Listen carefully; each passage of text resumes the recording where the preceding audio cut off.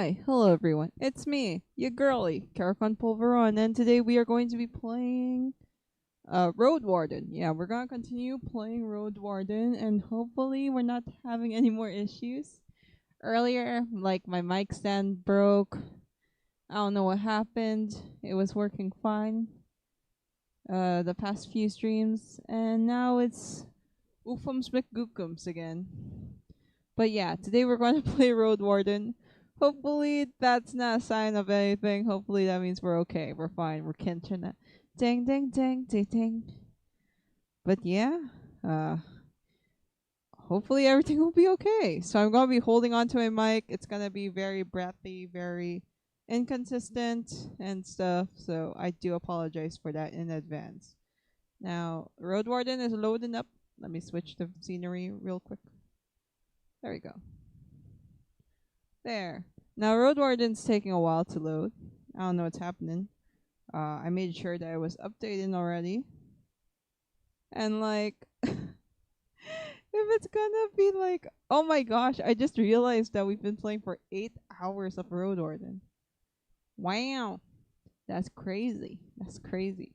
I wonder if it's gotta be like our gameplay of Inscription, which took us I think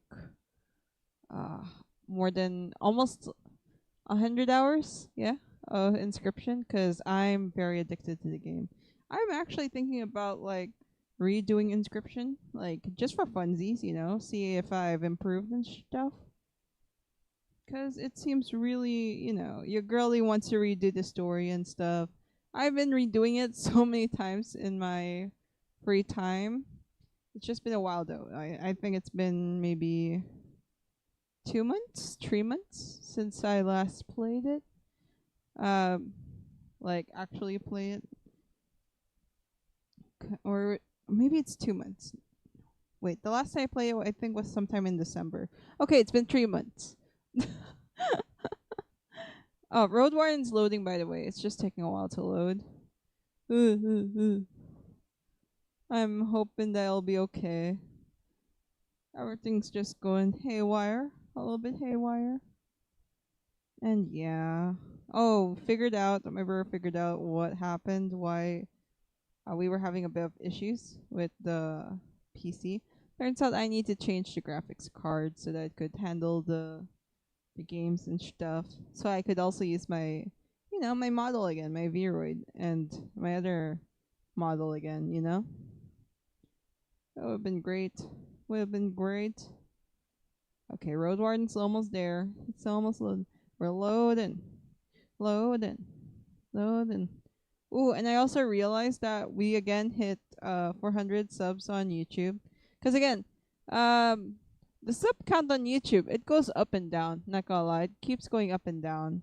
And also, that's the reason. That's mainly the reason why I haven't done like the 400 subscriber special yet. But all in all, it's all fine. And also, we hit 100 followers on Twitch. So I've been thinking about what to do for the, you know, the special. Because it's like, 400 on YouTube and then 100 here on Twitch, you know? So I think it would be fun to do something. I'm not sure. I've been thinking about origami or maybe karaoke. I'm not really quite sure. Or maybe I should do another another horror thing, but with horror, it needs to be in the morning. A horror game. Like, it needs to be in the morning so I don't wake up my neighbors. And, like, I won't get a noise complaint. Because at least in the morning, it's fine. It's Kenchanet, everybody's awake. But, like, at night, they're gonna probably think I'm being murdered or something, you know? So it's better to do it, like, in the morning. Oh, there you go. It's loading. Beasts feel only hunger. There you go. Oh, it's a little bit laggy on the screen. I can see it. Okay, let's enter. Okay, there you go. Alright, let's load the game. All I remember was that oh shoot. Continue. It was supposed to be continue. Sorry. Not load. Continue. All I remember was that I was supposed to die. And then I like went I goofed up. I goofed up because I was a scholar and then I almost died. And then I wanted to survive, so I reloaded the part where I was gonna die. Cause you know, it's your girlie's first time. It's your girlie's first time playing an RPG, you know? You guys gotta be a little bit chill with me. We got a little bit chill, a little bit nice, you know? So yeah. Oh, and we found like this kind of like I don't know. I don't know if it's a village or if it's just like a house. But we found a little bit of salvation, you know? Okay. The farther north you ride, the shorter the grass gets. These vast peat fields, broader than 2 or 3 villages, placed side by side, are many years old. The turf bricks surrounding the solitary hut are still fresh, drying in the late summer night. The scent of this area is like that of no bog you've ever encountered. Instead of a sublime aroma of healthy soil, it's intense sulfury, leaving an almost sour taste on your tongue. The short scarp is dripping with water, like a running sore of the earth, carved with spade and mussel.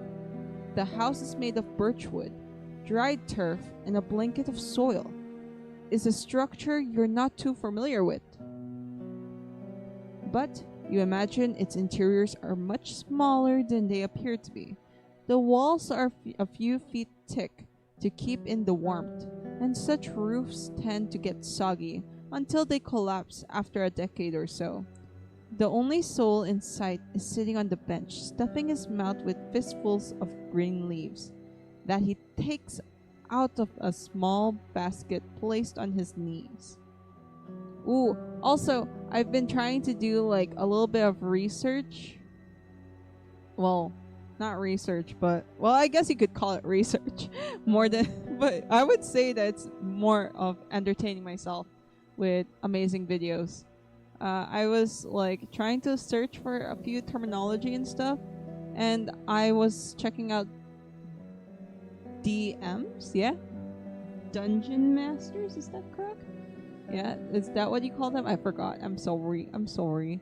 But like it was really cool how they narrate things. I kind of want to do that. I want to do that, but last time because I kept talking nonstop and like taking every few sips of water, my throat became sore the next day.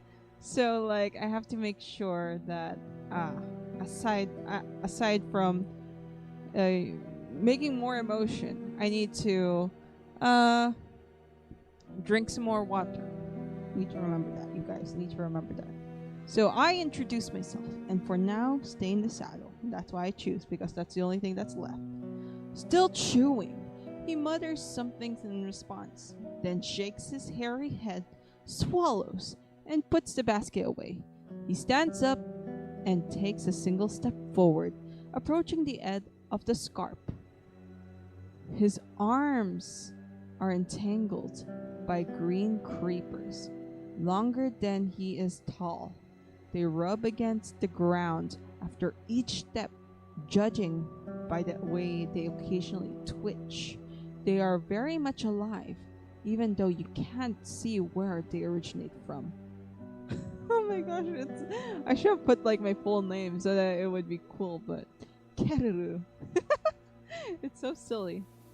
The Roadwarden, he repeats, this time clearly. He moves his sealed lips left and right, as if he's tasting your name, still not sure if he should swallow it or spit it out. Your face is familiar, but not this. He points at your mount, staring at it for a good minute. His voice is quiet and young, not older than 30. If you were standing next to each other, he would almost be a head shorter than you, but for now he towers over you.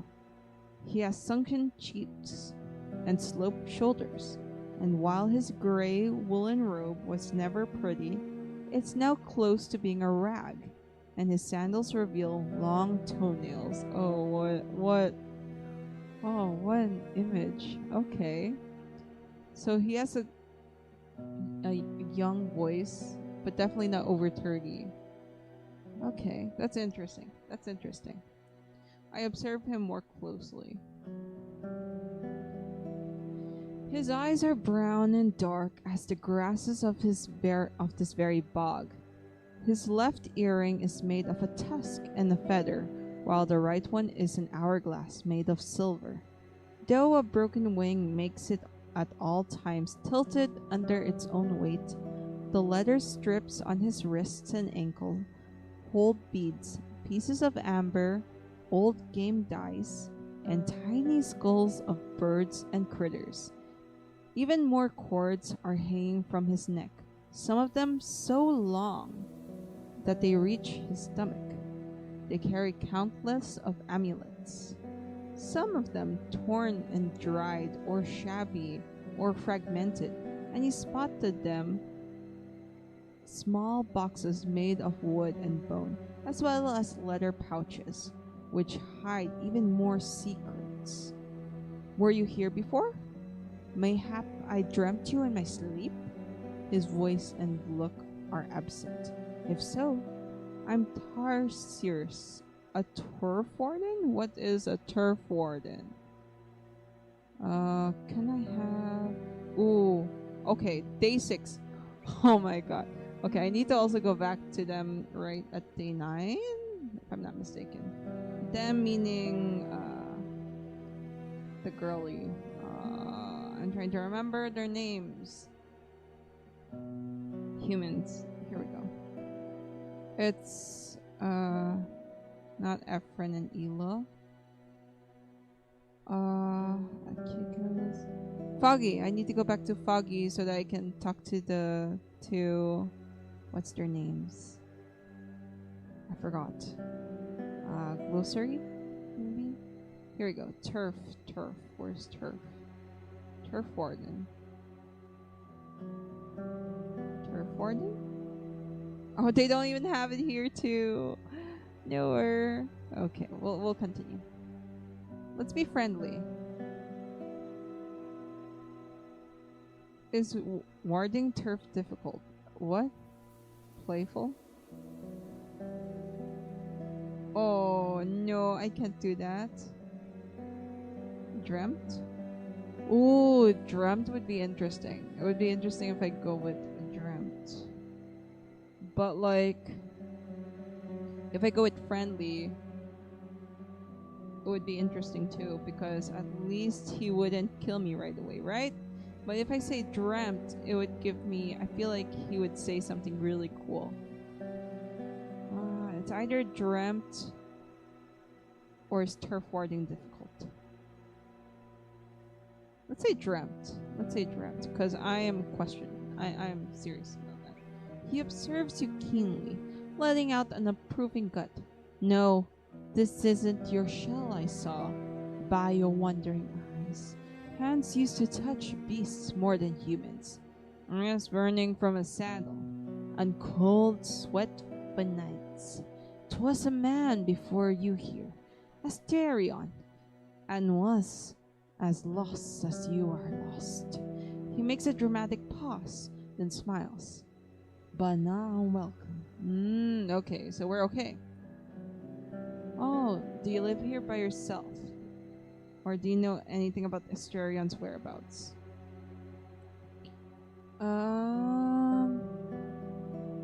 Do you know about Asterion's whereabouts? But like, we just met.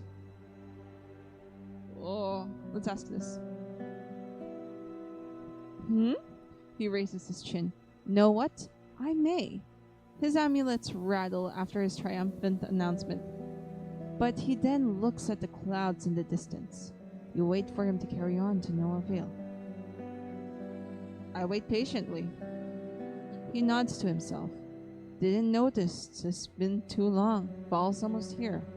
Ah, okay. So he doesn't know. It's been too long. My boy doesn't know. Okay. Is he your client or do you share a goal? What do you think of him? He stands with an open mouth, as if he's not sure by what you mean by that. I don't. Left me the heavier pouch. Bah asked nosy questions like someone else. I know. He gives you a telling look. Where is he then? Well, not my place, that's for sure. To prove his point, he raises one of his creepers and opens the door. Though from where you're sitting, you mostly see a cold fireplace and the darkness behind. Okay. Okay. So my guy doesn't tell me any answers. He's just here. Is he your client or do you share a goal? He crosses his arms, making the creepers hit his amulets. Never had a witch or a warlock at home? It's wrong for me to ask the others. I'll take on my pyre a lot for shame and doubt, and I need to be trusted. But you do have an idea where I can look for him, right? Yep, at the monster's lair, most likely. Monster's lair? Are you alright? I nod. Any monster in particular? I think I'll go with friendly. Are you alright?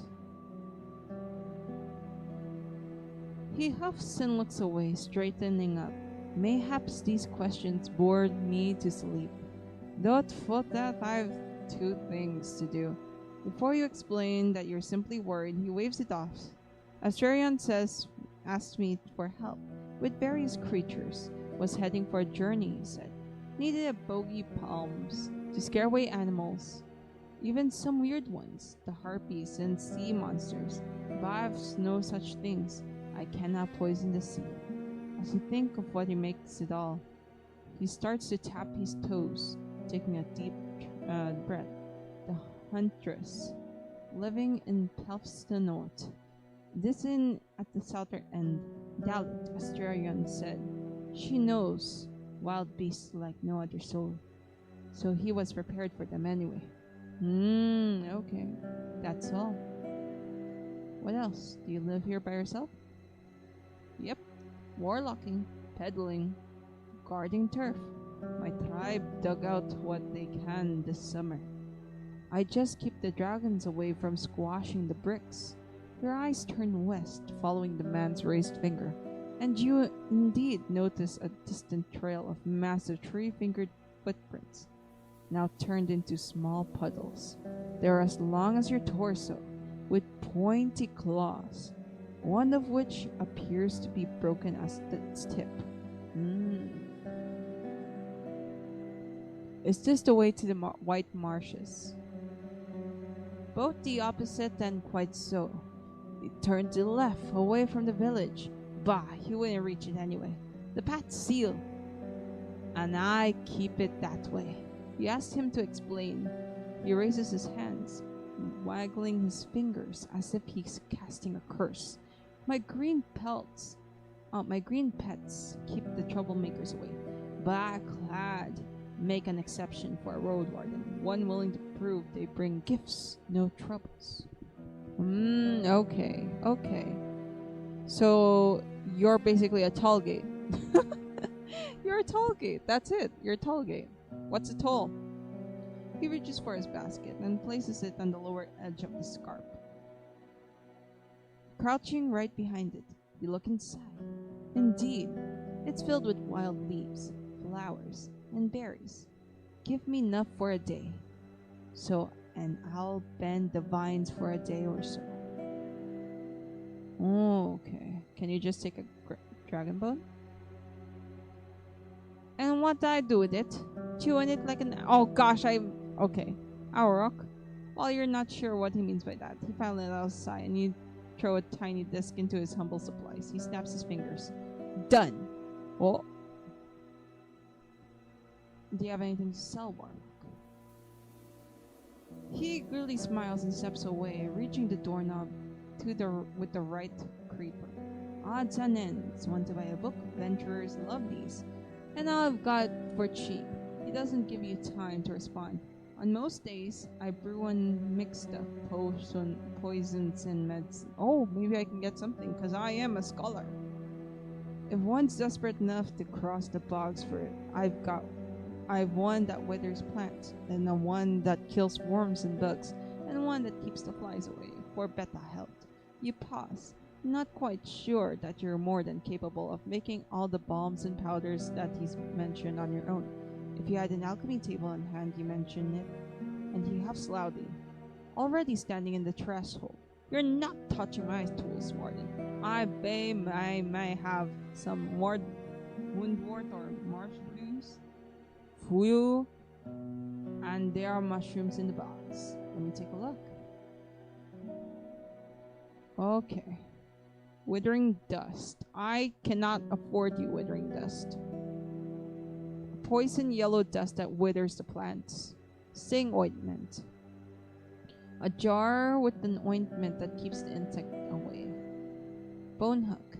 3 connected bones meant to be used as a grappling hook. What would be useful for a scholar? Because I'm not sure if this would be if a bone hook would be useful for a scholar. Like, it's obvious that I'm horrible at fighting. Maybe sting ointment, but I can do that on my own. Okay, let's leave. Okay. Have you got any ingredients I could use? Yes. Oh my goodness. Okay. Oh my god. Okay. Wait. Wait, I need to look at... What do I need? Oh gosh, I forgot what I need. Do I have, like, the thing? I'm trying to think. Do I have... No, I don't. Okay. I thought I could have some of the recipes. Dang it. Okay, show me your alchemy ingredients. Dang it! Okay. It's for healing potions. Okay, back.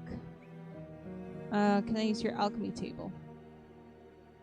Of course not. He spares you with an incredulous glance. What would I do without it? If you've got bones to spare, take them to Foggy by the Northern Road. She brews hard drinks, may let you pay. But how do you avoid the wild beasts? 'Tis them who avoids this place. They're afraid of my spheres, my plants and poisons.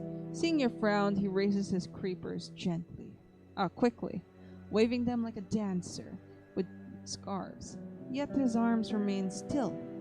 They're stronger than muscles, he simply explains. But still, I'm not much of a wonder. There's a man living in Gale Rocks who tries to heal his spellless daughter. There we go. That's the one.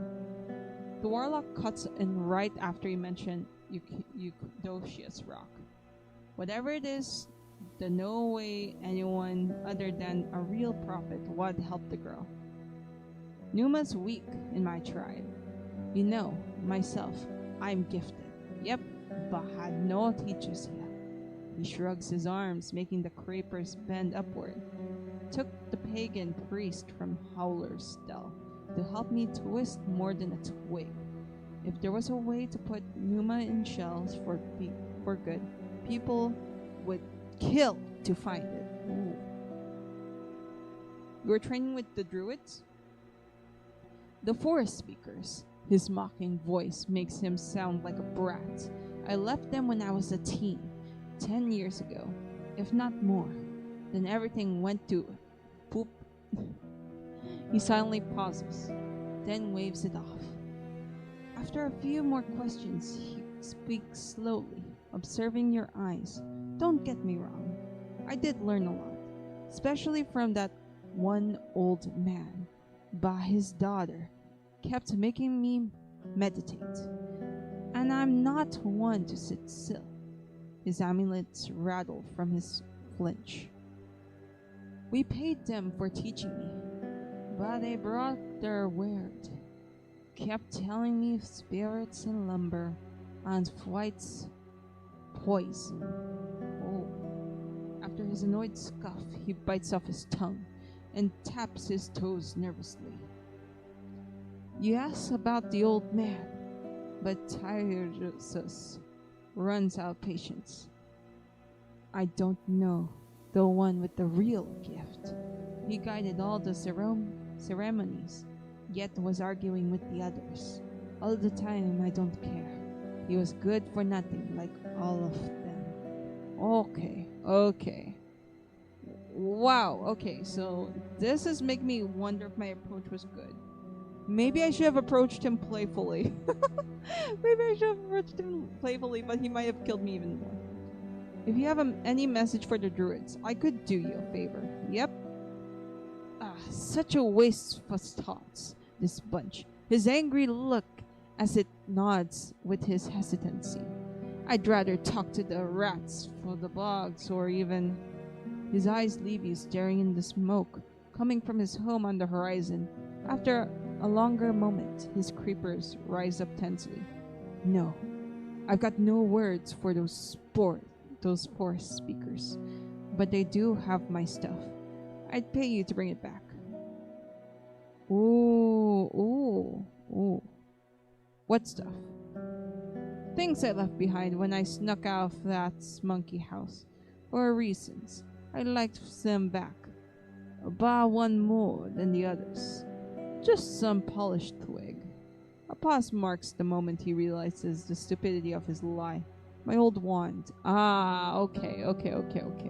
That makes more sense. You don't seem to be using a wand right now. No need for that. The creepers point in your direction, swiftly tracking the movement of your shoulders, as if they have their own eyes. I need no teachers, no masters, no breathing exercise. A fake chuckle. Pay me with what? Aren't people like you? He says with little kindness, in need of healing potions at all times? I could brew you a smaller one, or I could spare you a few coins instead. Let's say one for riding, 2 howlers, one for talking with the druids, one for bringing my stuff back. He raises 3 fingers. Where's the howlers? Did I pass through the howlers? Wait. Sorry that I had to get out of the thing, but I need to check if I went through the howlers. No, I did not, right? Let me see. Abandoned witch tower, secluded residence, woodland, fallen tree. Okay, I haven't went there yet.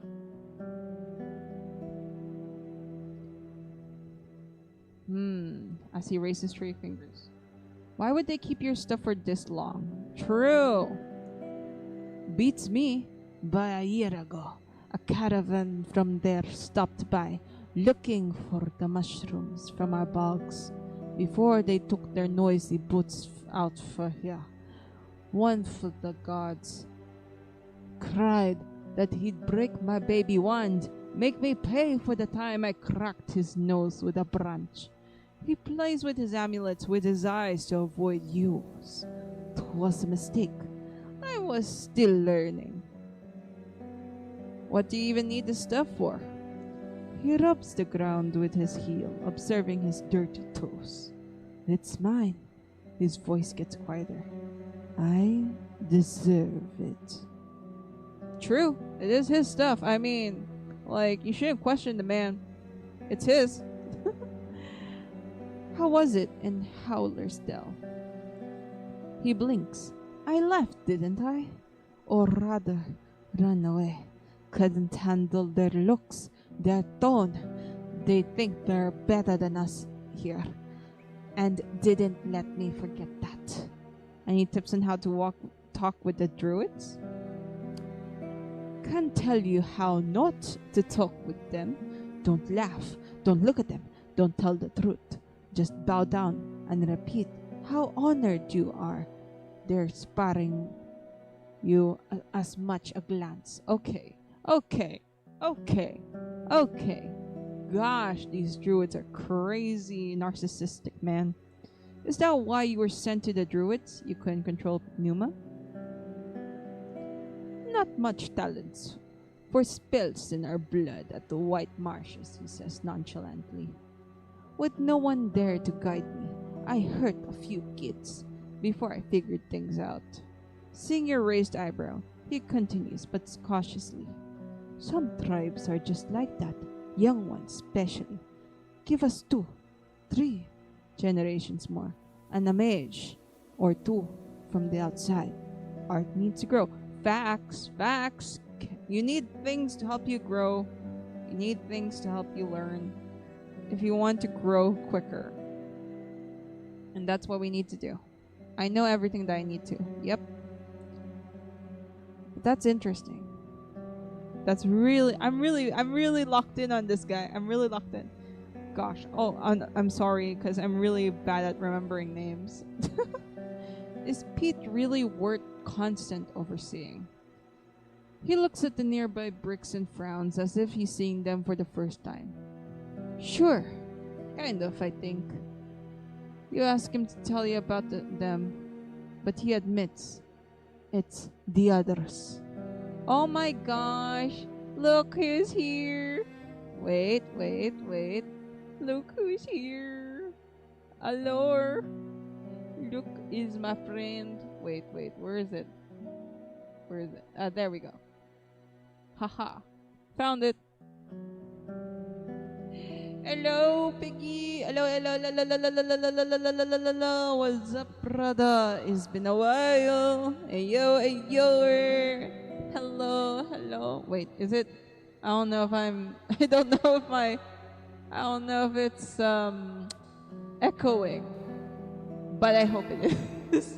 Is this a text-based game? Yes, it is. It's called Roadwarden. I think this is actually up your alley. I'd recommend this to you. It's an RPG. You choose your own path, and I'm not really like. I haven't played RPGs before, so it's really well. I have. I mean, Omori was counted as one, right? JRPGs, but those are modern. This one is definitely. I haven't done these old ones. It has. Yes. Wait. There you go. Good. Anyway, yeah, I really recommend this. It's really cool. I really like it. Problem is, I chose to be a scholar, so I'm like having a hard time living.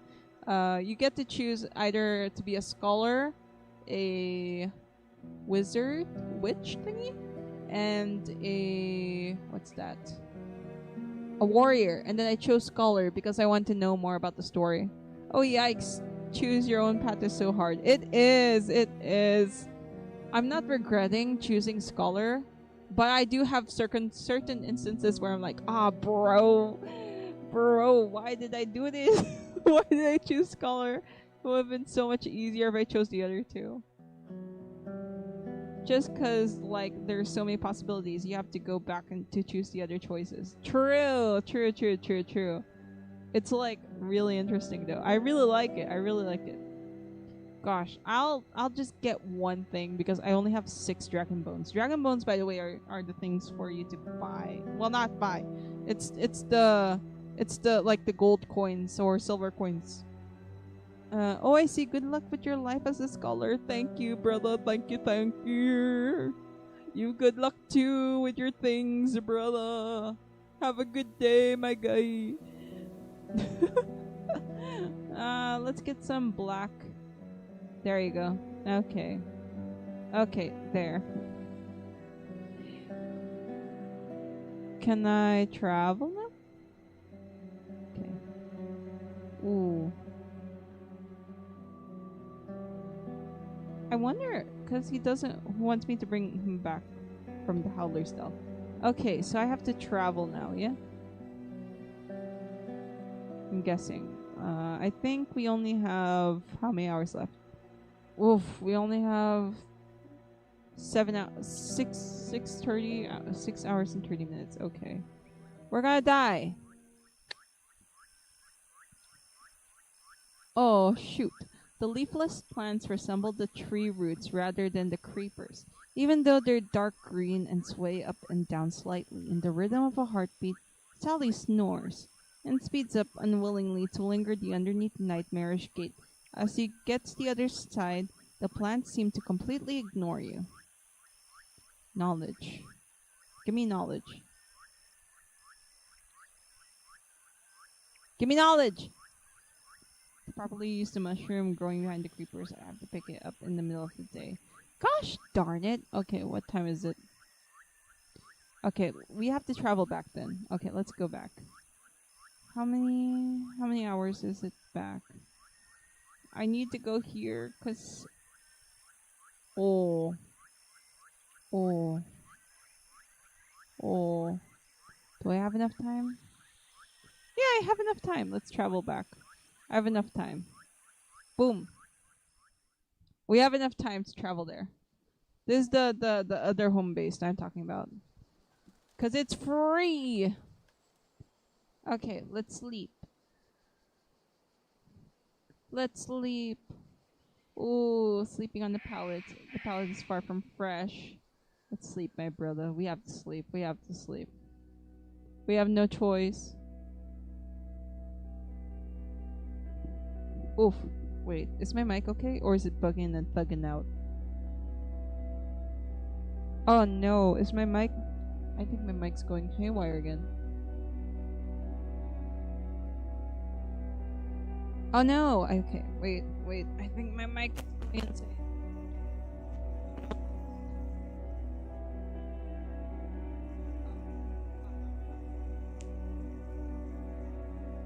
Test. Hello.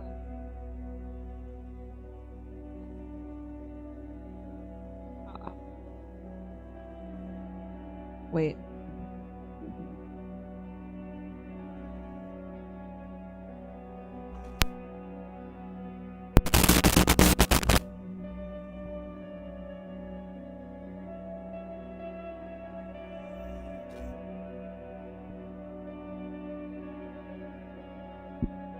Okay, hopefully it's better. Is this okay?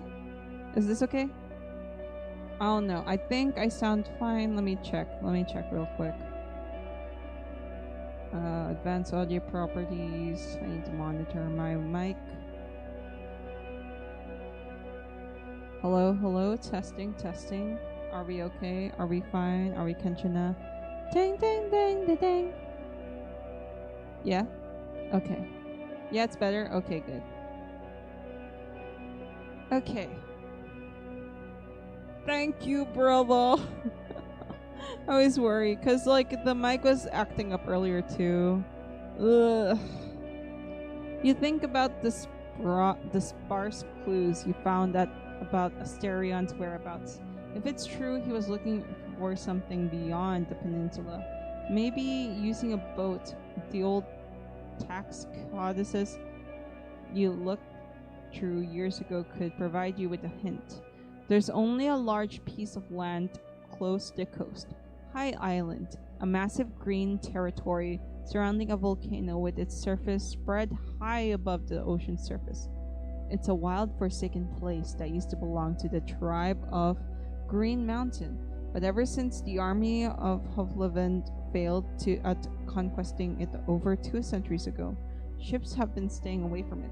The rumors of the treasures hidden in the caves around the volcano were numerous, but not more than reliable than the regular sailor tales. Come to think of it, even though you remember both official documents and vague scribbles focused on this potential source of wood, fish, and ore, you've not a word dedicated to the tribe and neither to the description of its homeland. Someone must know more about that place. Yep. Click. The rain once again hits the ground, interrupting your sleep. Another day of the muddy roads. Click. Forbidden Island. You found enough clues to believe that Asterion has traveled to the High Island, northwest of the peninsula, and hasn't been seen ever since. So far, you know almost nothing about this place. I need to ask locals about it. Okay. Let's travel. I remember, well, thankfully I do remember that I think we had some foraging stuff. Okay, let's get this one. Let's go here. We need to get some foraging stuff, I think. Oh, I shouldn't fight this bird myself. Okay, as far as you can tell, none of the nearby mushrooms can be trusted. Even ants avoid them. The runner is still in sight, looking for its prey. I shouldn't fight. Oh wait, let me save. Let me save. Let me save real quick. Save. Okay.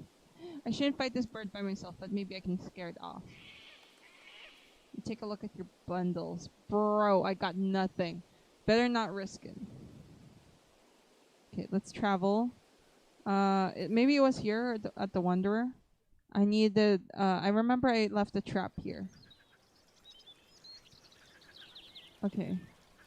Loud toads are sitting on the banks. Some of them observe you with large, round eyes, ready to hide in the water. The statues stand in all its glory, observing the road and those who use it. The coin you left in the wooden bowl is no longer there. Let's see if the fish trap had any luck. Hey! Oh my gosh, we have fish! You pull the rope and see two flopping fish inside. You prepare your axe, then open the lid and reach for your catch. You stun the animals one by one with two careful blows on the top of their heads. Then finish them off with a knife, cutting underneath the gill plates. You spend another minute or two bleeding out the fish in the brook. Then cover them with wax linen sheet. You should eat them soon before they spoil. Ooh. I set the fish trap again. Okay, let's travel again. Oh wait, I want to eat. I need to eat. Okay, can we eat? We're hungry, so I need to eat something. Alchemy ingredients. Do I have anything to eat? 0. Small healing potion. Gosh, okay. I need to go travel first to my girl Foggy so I can get some food. Ayo, Foggy. Let's approach the forgers because I need to see. Okay, 3 more days. Okay, so we need 3 more days. Okay, I entered the tavern. Okay, there's a heavy scent of hard drinks. You close the bottle and small cup in one of the tables. Foggy is kneeling by hearth, removing the ash, washing the cauldron. She welcomes you with a gentle nod. I approach Foggy. I need to buy something. I need fresh meals, please. Fresh meals. Hey. Oh, I'm so poor. I'm so poor. I only have 4 dragon boons. Thank you. Go outside. Okay, I need okay, there's nothing. Okay. Inventory. I need food. Oh shoot, return. No, I need to enter the tavern. I approach Foggy. I'd like to eat. There you go. That's what you're supposed to do. I'd like to eat. There you go. Okay. She stretches out her arm and grabs a bowl. Give me a moment. You sit down at the clean table. After a moment, the innkeeper brings you a bowl of a simple gruel, 2 roasted bird thighs, and a mug of acorn brew. Once you're done, Foggy packs the leftovers for you as a snack for the rest of the day and mentions that you've already paid for another 3 meals. Time for me to go. That's good enough for 4 days. Okay, let's travel. I need to wash up because I look like stinkers. But like, I want to go here. Can't get through the creepers. Let's go here first.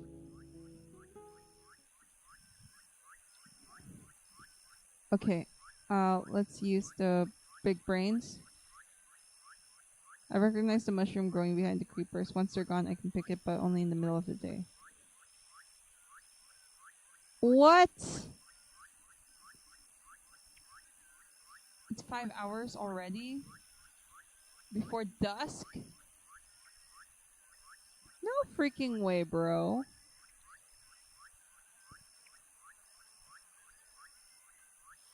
There's no way. Pelt field. Okay, the creeks. We can't get here before nightfall. Okay, let's go to the creeks. I have no choice. I've got nothing. A guard leaning from the watchtower warmly warms you. With a shout. The wind, okay, I want. Wait, let's go on the shallow creek. Let's wash ourselves. Goodness gracious. I jump into the stream.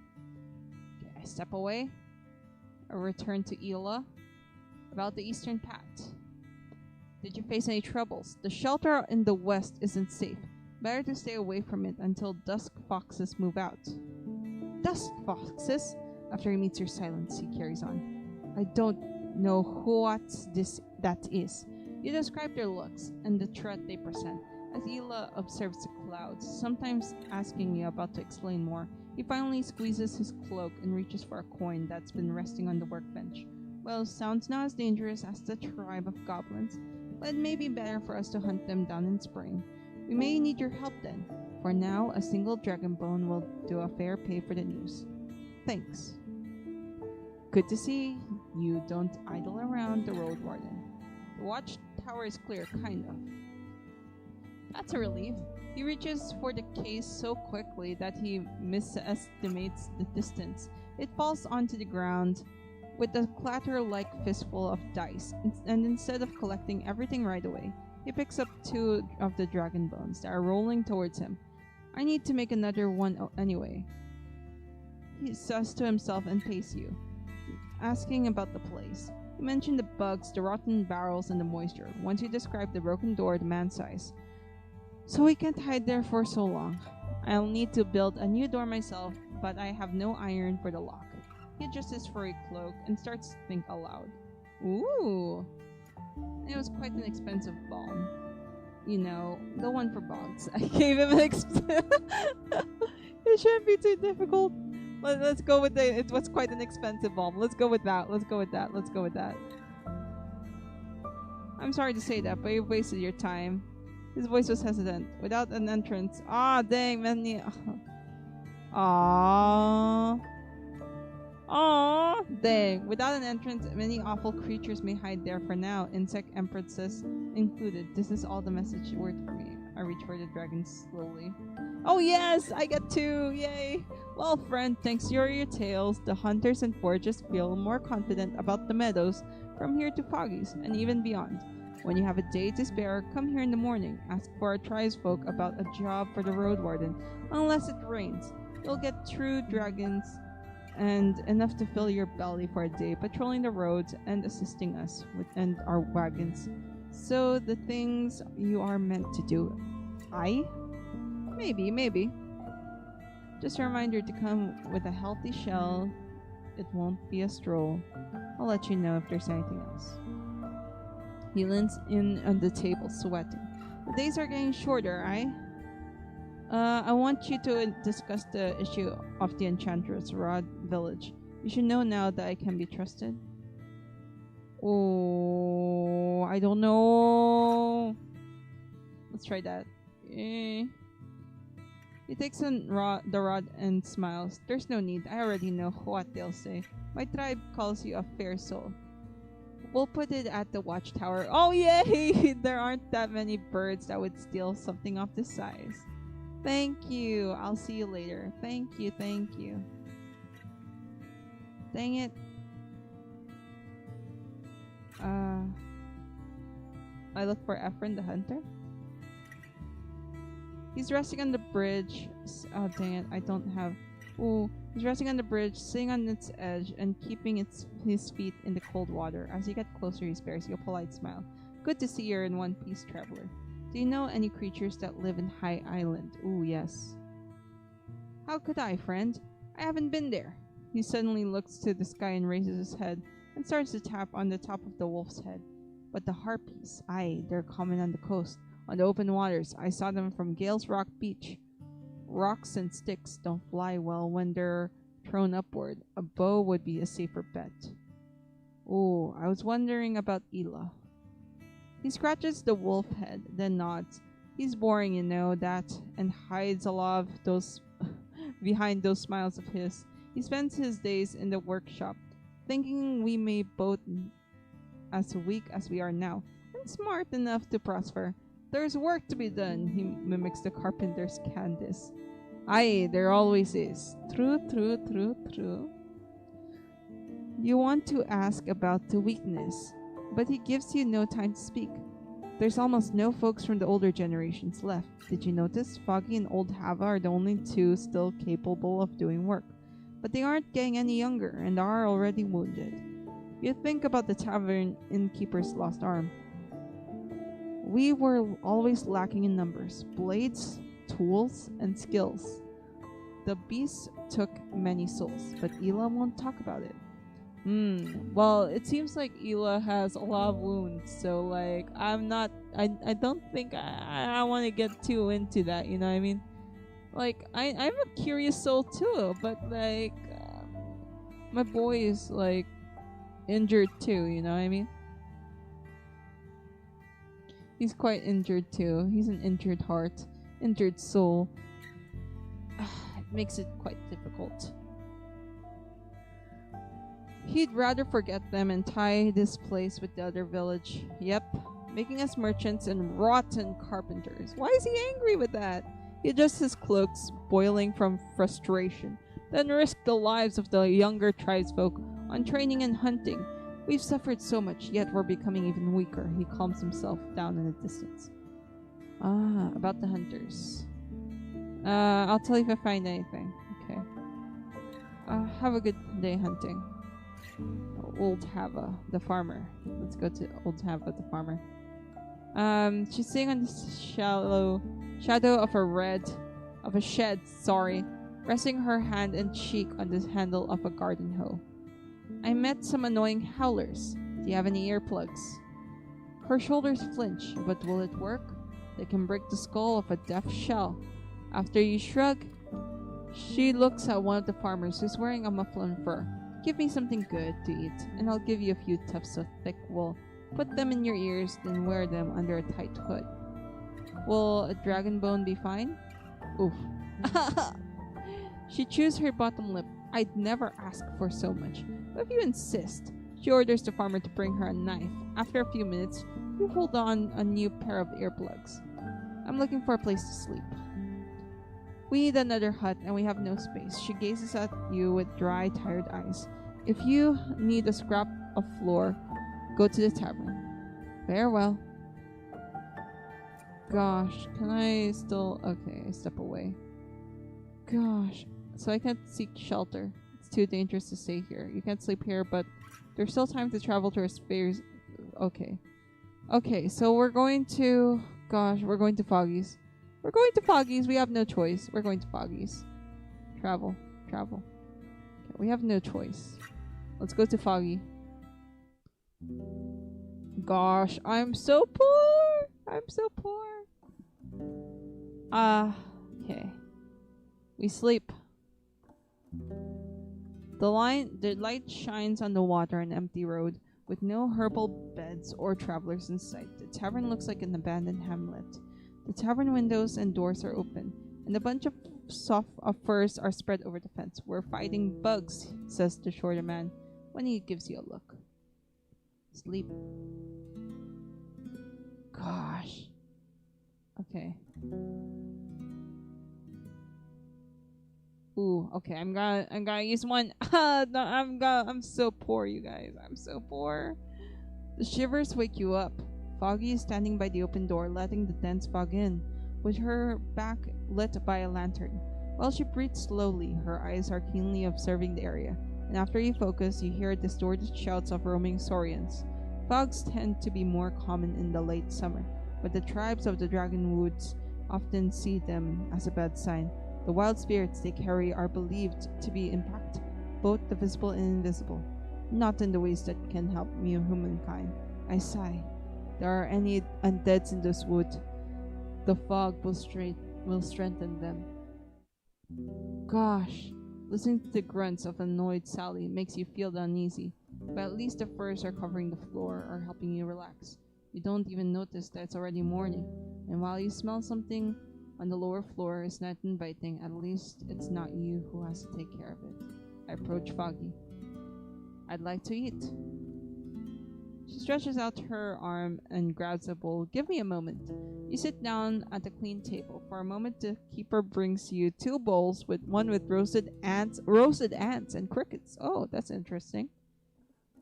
And one with warm stew. Once you're done, Foggy packs the leftovers for you as a snack for the rest of the day and mentions that you've already paid for another 2 meals. Time for me to go. Oh, I go downstairs to the alchemy net thing. Okay, healing potion. How much is a healing potion? Okay, so I need marsh thingies. A curse. Withering dust. Okay. Oh, this is the one. Middle of the day. A bug fried. Okay, that's the one that's in the middle of the day. Okay. Sharpening poison. Okay. So I need withering. Okay, I get it.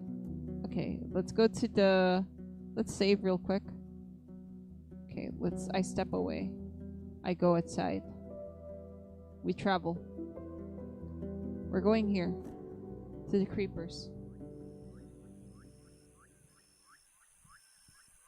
It should be the middle of the day, yeah? There you go. What? Once they're gone, I can pick it up. I recognize behind the creepers. Once they're gone, I can pick it, but only in the middle of the day. Gosh. Okay. Well, I can always load up, right? I can always load up. No, I can't frickin' fight the creepers. Gosh, I wish I can fight them. Can we travel again? Gosh. Okay, let's go here first. The forests are lush, but not too dark. And for the most of the time, you're surrounded by yellow meadows. The few foraging deer and boars keep their distance, and the birds are disinterested in your presence, singing cheerfully and preening their feathers. Sounds of an ongoing hunt reach you from the east, but none from the nearby creatures seem bothered. You see the tall hills from the south, but the roads lead you to the valley. There is a gentle plume of smoke coming from one of the mountains in the west. It doesn't look like a place on fire. Maybe there's a settlement in the mountains. Oh, that's scary. That's scary, bro. The road leads to a gentle creek filled with buzzing flies, mosquitoes, and gnats. You don't spot any critters among the tall meadows, tree branches, or rocky slopes. Seeing the shapeless, dark vortex of wings, Sally snorts. You're currently on the northern bank. Gosh, okay. I don't have an alchemy table. I look for a different route. I ride forward with a blazing torch. It will take some time, but I wrap myself in every piece of clothing I own. Oh my gosh. How much time do I have? I ride forward with a blazing torch. We can load up anyway. We can load them. You move away from the creek, get on your feet, and unpack the tinderbox, the wooden stave, and a set of rags, as well as an oil. After you assemble a torch, you sit down. Oh gosh. Okay. On the ground, preparing the flint and the linear cloth. Decades ago, before the southern invasion, people used fire starters made of thick steel. But all you have is a cube-like piece of harsh pyrite. Not ideal, but good enough for a couple of sparks. Holding the fire, you get back on the saddle. You swing your weapon left and right. There isn't much smoke as you expected. Let's put it out to the test. Oh gosh, it didn't help much.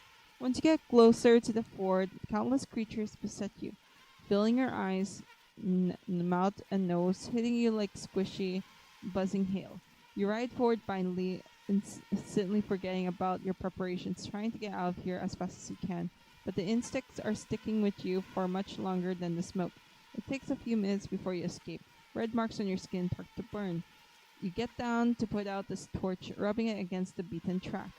Sally swishes its tail angrily as it gives you a reapproachable look, pinning its ears by the back of its head. Unless you find an easier way to protect yourself, the insects will keep slowing you down. Well, that didn't help much. Ah, that sucks. Sucks for me. Okay, let's go here. You pass through the footprints, cart tracks, pieces of rubbish, and cut shrubs, moved stones, and trees felled with tools. The forest on your left and right is thick, but not too dark. The monkeys and birds you spot are small, and larger, foraging creatures also keep their distance. The sound of a distant river is relaxingly monotonous. It looks like I can ride in peace for once. Really? Really? I can finally ride in peace? Really? It's a miracle! Really? Oh my gosh. I can finally ride in peace? Wow. Oh my gosh, my heart. Finally. Wait, how many hours do I have? Okay, 9 hours. Okay. Sally's hooves thump loudly on the beaten track. The green bushes, shrubs, and trees prove that the soil here is fertile, yet the plants don't overgrow the road. Oh, okay, sorry. These crossroads must be busy at times, maybe even patrolled. So there are humans here. Okay. In the distant west, you see the mountain peaks dividing the lowlands from the ocean. The road east leads you towards the hills, behind which are unusually tall, dark trees. The trail south is curvy, surrounded by the hills. You don't see many plants on the horizon.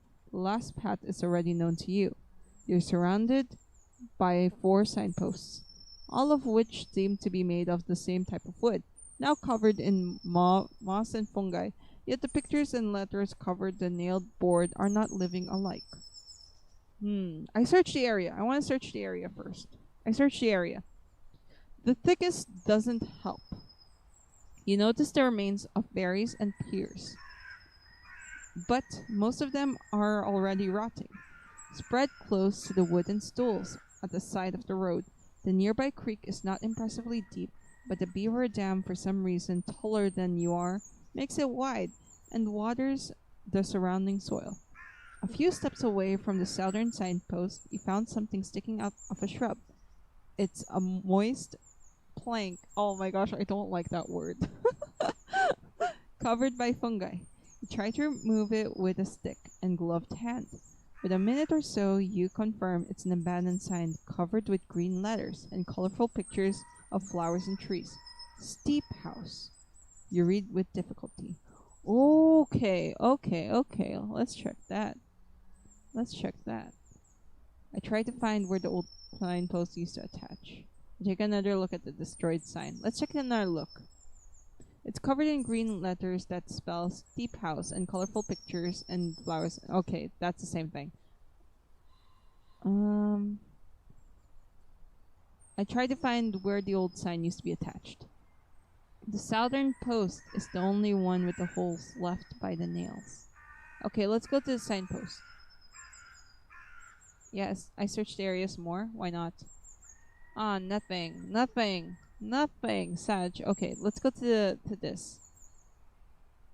It's covered in green, blue, and white paint that portray simple squares with the roof-like lines hanging above them. With each square has a large letter inside it, and together they spell Howler Cell. Both the pictures and letters are not too old. Okay. There are no other words or marks. The plank was attached with a set of wooden wedges. Okay. Oh, okay.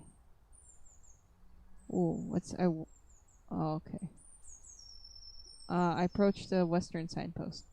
It has 2 planks attached to a single post, both of them nailed with a rusty seal. The lower sign is divided by 2 halves. The left edge is engraved with 4 simple shapes. The squares with roof-like lines hanging above them, and the other edge bears 2 engraved piles of one of them, made of horizontal rectangles. The other in exact circles. The other letters between the 2 say stone. The upper plank is covered with white monastery, though it's divided half. Right now it's engraved vertical rectangle with an hourglass beside it. Okay. Let's see. Eastern? Long plank attached with iron nails, almost empty. It bears no words, only a single picture, painted with great care. It portrays a city-like great gate with a watchtower left and right, and a couple of small conifers growing beside the partially behind the towers. Okay. Western? Okay, so it's... Okay, I think we got everything. Let's travel. Let's go south. I want to go south.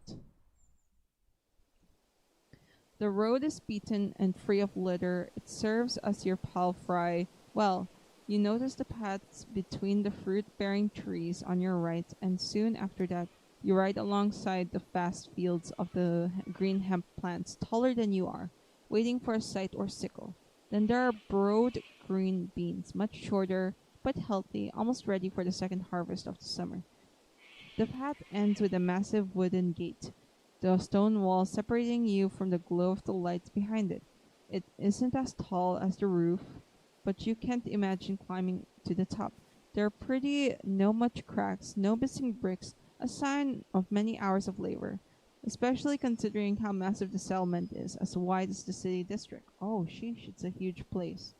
The birds and monkeys are now just a distant echo, replaced by the sounds of carts, running, hammers, saw, and laughter and shouts. Finally, maybe I can rest here. Oh, I'm scared. Let's get over this. Oh, I'm scared. Let's get this over with. That's what I'm gonna say. Personally, I would say that because I'm so scared.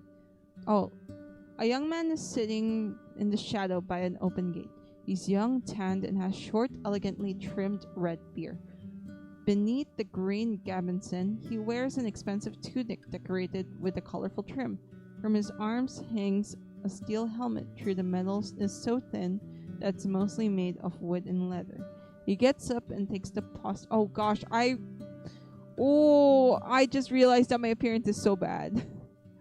Oh no, not a mercenary. He's standing up straight with his chin up. There are two weapons on the ground, leaning on the wooden beams of the gate, an axe made of steel and a wooden club. He doesn't reach for it either. You dismount smoothly, still having some vigor left. Sally holds his tail high. A narrow path leads to the south, towards the field workers, one with a hoe, one with a pitchfork. They wait at you. You can't see their faces, but their clothes are simple. Gray pants and vests made from hemp and wool. Okay. I wave back, why not? They talk for a bit, looking towards you, looking at your mount, then walk away, disappearing behind the wall's corner. The guard smiles, yet avoids your eyes, and has to clear his throat before he speaks. Welcome, Oh, okay, so this is Howler's Dell. Welcome, traveler. If you're near here, make travel. Howler's Dell welcomes you. We have the whitest flower here. It then blows. You realize it's well-practiced performance. Aw. If it's new garments that you're looking for, you can order everything you need here, in all the colors, shapes, and sizes, capes, boots, and vests. Or if you're here, you're yourself a master of needle, I can assure you we have fabric you're looking for. His act is over. He glances at your mount. In a moment of silence, his eyes widen. This is Sally. It helps him patrol the roads. You can pet side if you want, but no sudden movements. Let's say that. He follows your instructions, even though the palfrey pays no attention. The man is careful to touch. The guard grins widely. What a sweetie pie! Oh my goodness, what a sweetie pie! I'm Kararu, your new Roadwarden. I want to see your mayor. City folk, The mayor is busy, but I'll ask for her. For now, come in. Please, take a look at our square. It's not too crowded, with only a few buildings on the edges, and a humming creek running west of here. Through the center of the village, a large tree grows in the center, surrounded by the dark water, held together by a tin wall, perfect for sitting, but the smell coming from the liquid makes you think of rotten eggs. The plant carries no leaves, but you can't tell if it's truly withered. In the north, you see the tallest building in the settlement, nicely whitewashed, a very city-like, judging by the tables, stools, and benches outside of it. It's an inn, and it's open for guests.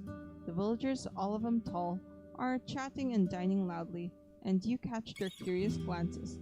On the side of the dining area, there's a merchant stall. He's currently arguing with a tall, broad-shouldered elder. The guard closes the gate and blocks it with a wooden beam, then asks you to wait for a bit.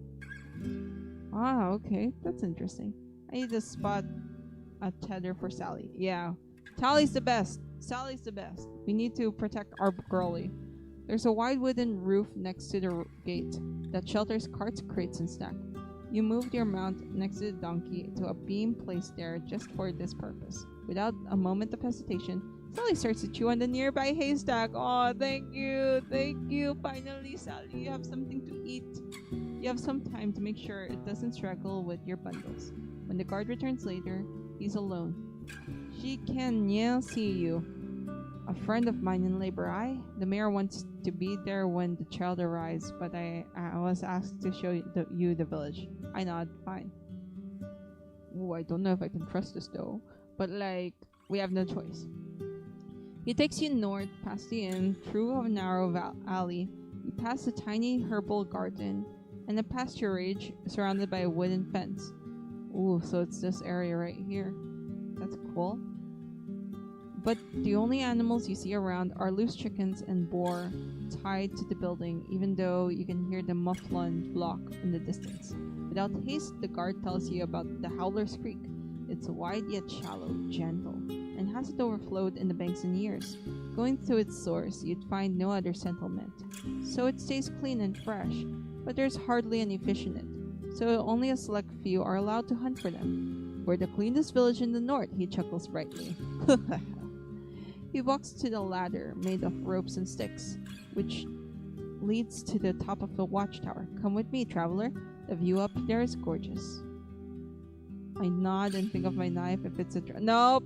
I climb after him. Let's climb after him. Even though the ladder swings in all directions, the guard gets on the top quickly like a monkey, climbing. That's crazy. That's crazy to compare him to a monkey. Climbing up the creepers. You, on the other hand, need to stop and wait for the ladder to calm itself. When you join the man on the wooden platform, you're a bit dizzy. He's leaning on a wooden parapet, observing the area with a smile. I look around. See? Danae's place like Howlerdale. Ooh, it's so pretty. It's like a little eye. The guard starts to point in all sorts of directions, giving you no time to contemplate. For the next few minutes, he describes the fields and other crops, the flocks in the pastures, and the shepherds inspecting the fences, the ancient gardens of trees and bushes, larger than the village itself, the sunlight dancing on the stream of its own tune. If you were to believe everything he describes, this place has access to everything, in abundance, the sweetest honey, and the most fragrant bread, the softest wool, and the beer. This is excellent. He sounds like a city merchant who's trying to sell an old house. But the question is, magkano po? How much? How much? I might be losing all of my doubloons here. What annoying kid near Hovloven. You could find 5 larger and richer settlements in less than 2 days. Nope. No wonder he's so proud. Why wouldn't he be? They've tamed this scrap of land and live in comfort. Yes, that's the one. That's the one. The islet in the middle connects both the parts of the village. There are 3 gates. True, according to him, the northern one is hardly ever opened and leads to pretty much nowhere. You've already seen Apel Inn, where you find a bed and victuals and the stall where Akakios rewards her work. At least as long as we don't annoy him with pointless talk. Ah, so this is the one where Foggy warned me. Okay. On the opposite side of the creek, there's another white house. It belongs to Bayan, the best clothier in the north. The priests live in the southeast, near the wall, but they do not need to ask the stranger. You also hear about the hunter, the cooper. I'm checking out the hours just in case. The fisher, the miller, the pie maker that lives with his sister, the baker, the smith, and her husband, the carpenter, and life with their kids. Aww. Some of the larger buildings could accommodate 2, maybe even 3 generations at once. There could even be more than 100 dwellers here. Ooh. You consider stopping his speech, but he suddenly points at the islet again. There, you see, the mayor's coming, the one wearing the purple. You're free to join her, traveler. I nod and climb down. Ooh, okay. You try to get done quickly. Thanks for the stream. I have to be going now. I hope you enjoyed the game. Thank you, Peggy. See you later. Bye-bye. Bye-bye. See you, brother. See you. Thanks for coming. Thanks for coming. Good luck on your day. Have a good day, my brother. Have a good day. Try to get down quickly, but two steps are enough to make it clear that it's a bad idea. You wait for the ladder to find its balance. You're relieved when you touch the ground again. Of course I am. The tables in the front of the inn are now crowded. The people of the stools talk to each other loud enough to help the lone trader hear them. An old man sitting by himself, eating a pie with walking stick, leaning against the table. A young woman is cleaning empty mugs in the creek, speaking with a man at least twice her age, maybe her father. Thank you, thank you. Bye-bye, Piggy, bye-bye. I'll look for the mayor and approach her. She's sitting on the chair with a 4-year-old boy on her knees. She's holding his hand gently, showing him how to eat gruel from the bowl. It's not a cheap meal, though you spot some nuts, berries, and milk, and added the honey, which makes it yellowish. The kid is clean and quiet, and once he notices your arrival, he cramps his mouth with a spoonful of oats.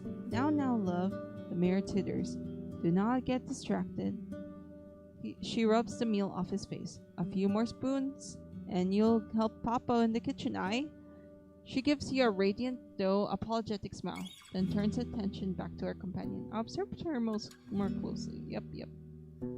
Her long, full-sleeved linen dress must have been dyed once in blue and once in red to achieve its dark, fancy purple, which would draw even the Hovloven. From her left shoulder hangs a green woolen cape, as thin as a shawl.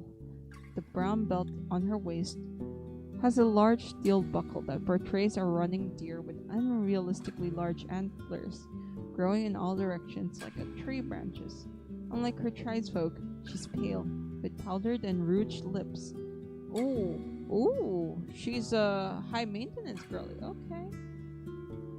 The thick gray strands in her long blonde hair look more like fashion choice than a result of aging. Her eyes are the color of her cape, keen and vigorous.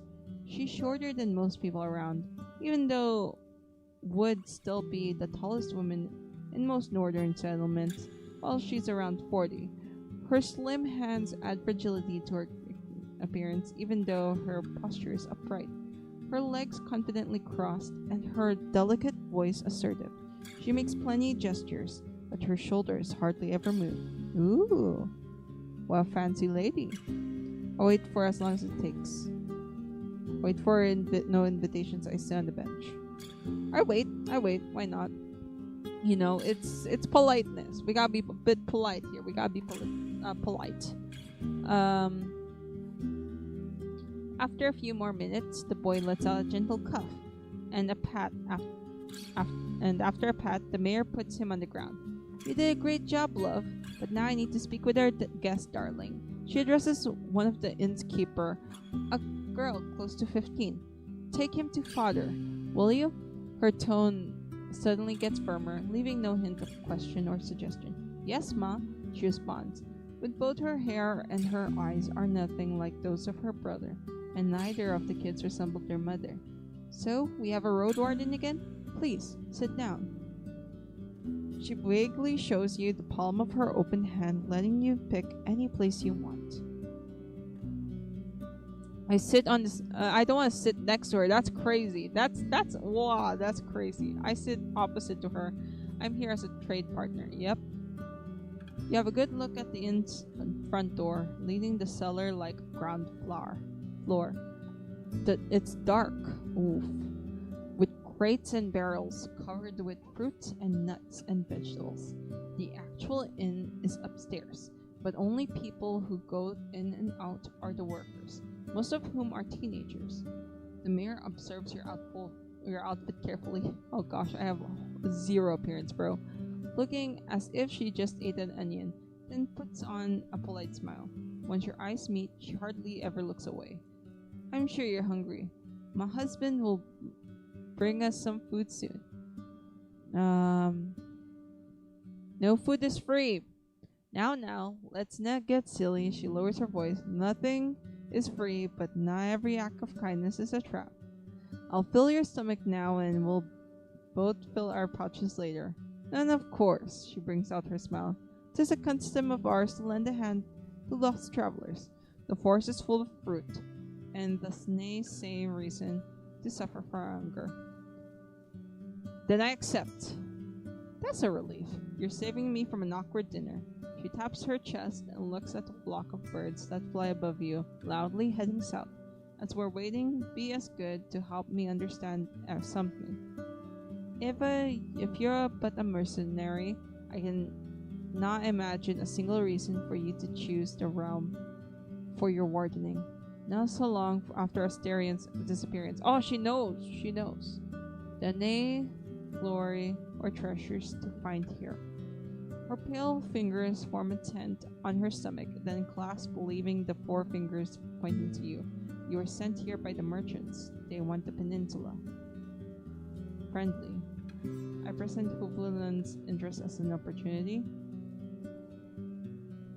I simply explain. Let's simply explain the situation. I'll be real. I'll be real with her.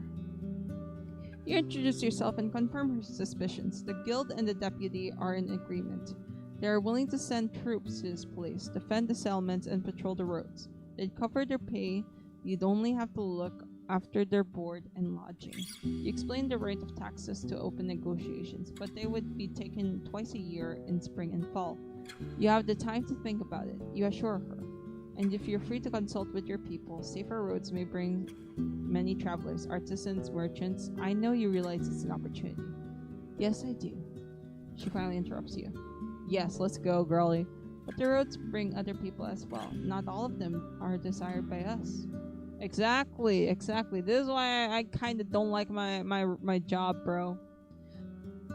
As she observes your palfrey, she twists her dear buckle, left and right. The times have changed, and your superiors were kind enough to send a messenger, not temple guard, with a list of demands. She grasped the buckle with her fist. But when it comes to the guild, there's always a catch. Her accent's now almost identical to the one that's used to the city. Ooh. What sort of catch? No. I'm telling you everything I know. I can't ask you to trust me, but I'm not hiding anything. You don't have to trust anyone blindly. The negotiations can satisfy both sides. No. You're speaking from experience. I feel like this is the one that I would say honestly. It's either this or this. I tell you everything I know. I would be honest and say I would tell you everything I know. And then... Or you're speaking from experience, I assume.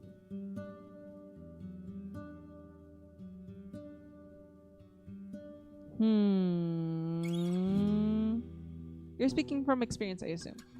Do I really sound that confident? She titters and waves her hand by her chin, as if you offered her a compliment. I've seen such negotiations during my studies, though I can't say I took an active part of them. Oh, that's good. Oh my gosh, it's a good thing I chose this one then. Let me show you an example. She theatrically clears her throat, patting her chest with one hand, covering her mouth with another, then leans forward and rests her elbows, allowing her hands to freely make gestures. You make a deal with the settlement, flour and wool in exchange for coin and tools. You send the first traders, and they imply you're ready to pay for more. Let's say parchment. Months later, you want more rye. No more rye, just parchment and wool. But cannot no butcher any more mufflins? The locals say, don't worry. You answer, we'll send you a small flock. Just turn on one side of your field into a pasturage. She pretends to speak as different characters. Her voice comically shifts, and she has no issue switching between accents. I encourage her with a kind smile. Yeah. She swings her hand above the table. Another year goes by, and while there's more parchment, the village lacks crops. The tribe needs not just tools and coins, but plenty of coins, but also seeds. Facts. We need more seeds. And the guild is not satisfied. Sending our wagons costs a lot, and there are more highwaymen now. If you want us to come again, you need more mufflins, and then sell us our cheese. And guess what? With a hunting laugh. She straightens up and spreads her arms. Like someone at her turn age, Turns out that the village can't say no anymore. They lack supplies and seeds and land. They can't refuse. Oof, oof. I nod, she's right. It's better not to say it. It's better not to say anything stupid. Don't you think the city would see value in keeping you strong? Nope, nope, nope, nope, nope, nope. I have no doubt that a smart leader like yourself is going to protect your people from these games. Honestly, I would probably just listen to it, but I'm not sure if I want this one. I have no doubt that a smart leader like yourself is going to protect her people from these games. But the thing is that if I say this, she might think that I'm like complimenting her too much. So I'll just nod. The pause doesn't linger for long. I see we understand each other. Let's finish the introductions. I'm Tyus, one of the keepers of the Ape Ale Inn and the mayor's Howler's Dell. I assume it would be convenient for you to take my answer back to Hovlevin. She wonders for a moment. Say, could we expect the first caravan for the winter? It depends on what you sell and what you want in return. While the conversation goes on, the food gets served. The refreshing aroma, the roasted mouton, covered with a thick sauce made of mint, parsley, and honey tempts you with a bite right away. The juices are sinking into the round trencher. A plate made of simple brown bread. There's also a small bowl filled with chopped red radishes, and a sliced boiled egg, and a mug filled with cold buttermilk. It's all brought by a few young people, all of them referring to the mayor as their mother. And in the end, the innkeeper himself shows up to wish you a good meal. He's wearing a clean orange tunic and a not-so-clean apron made of hemp. He politely introduces himself as Eric's, and after confirming you won't get sick from what he prepared, he leaves you with his wife to your conversation. Tyus tears the meat into small pieces, then eats slowly, often expressing her enjoyment with a hum. You know what? I like her. She's my kind of people. Meanwhile, we get to the important stuff. Let's go. Sounds like the nearby gate is fertile. The village would gladly pay its taxes in grain and vegetables, with the expectation of the squad of soldiers would provide an additional protection. Our youth is strong, she claims proudly, so we don't need your guards on our walls. But the lone Roadwarden won't keep the roads passable. We need fighters willing to patrol the paths, maybe even the heart of the woods. That's what we'd expect in return. Oh my gosh, that's not me though. That's not me. I'm a beautiful scholar, you guys. I'm just a scholar. You're not an expert when it comes to linen, cheese, and wool. So the mayor spends a good couple of minutes describing the outstanding quality of what the village has to offer, especially the clothes, which are meant to be unique as those made by the master of Christmas.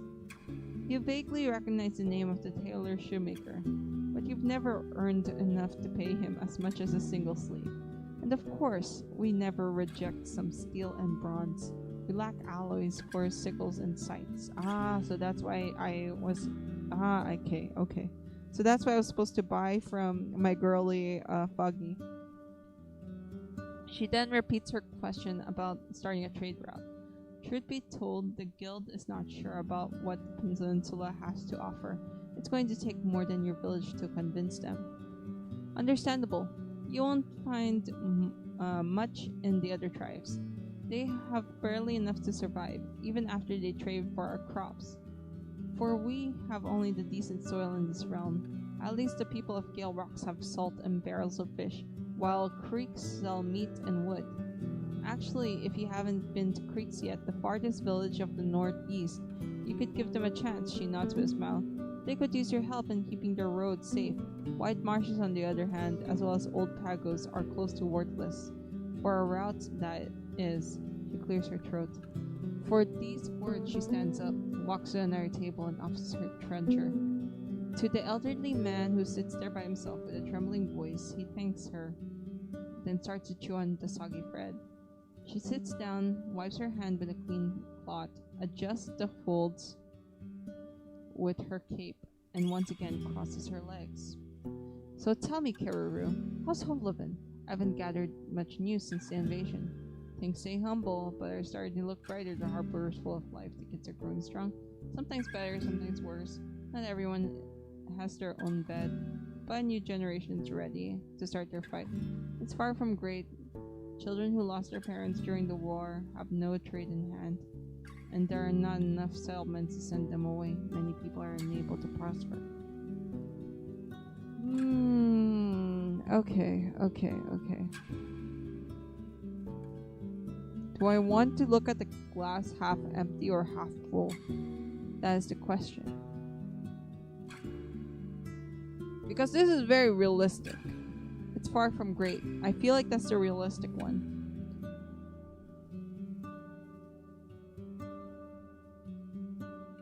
I feel like, would I be realistic? I feel like I would be realistic, honestly, but it depends on the person.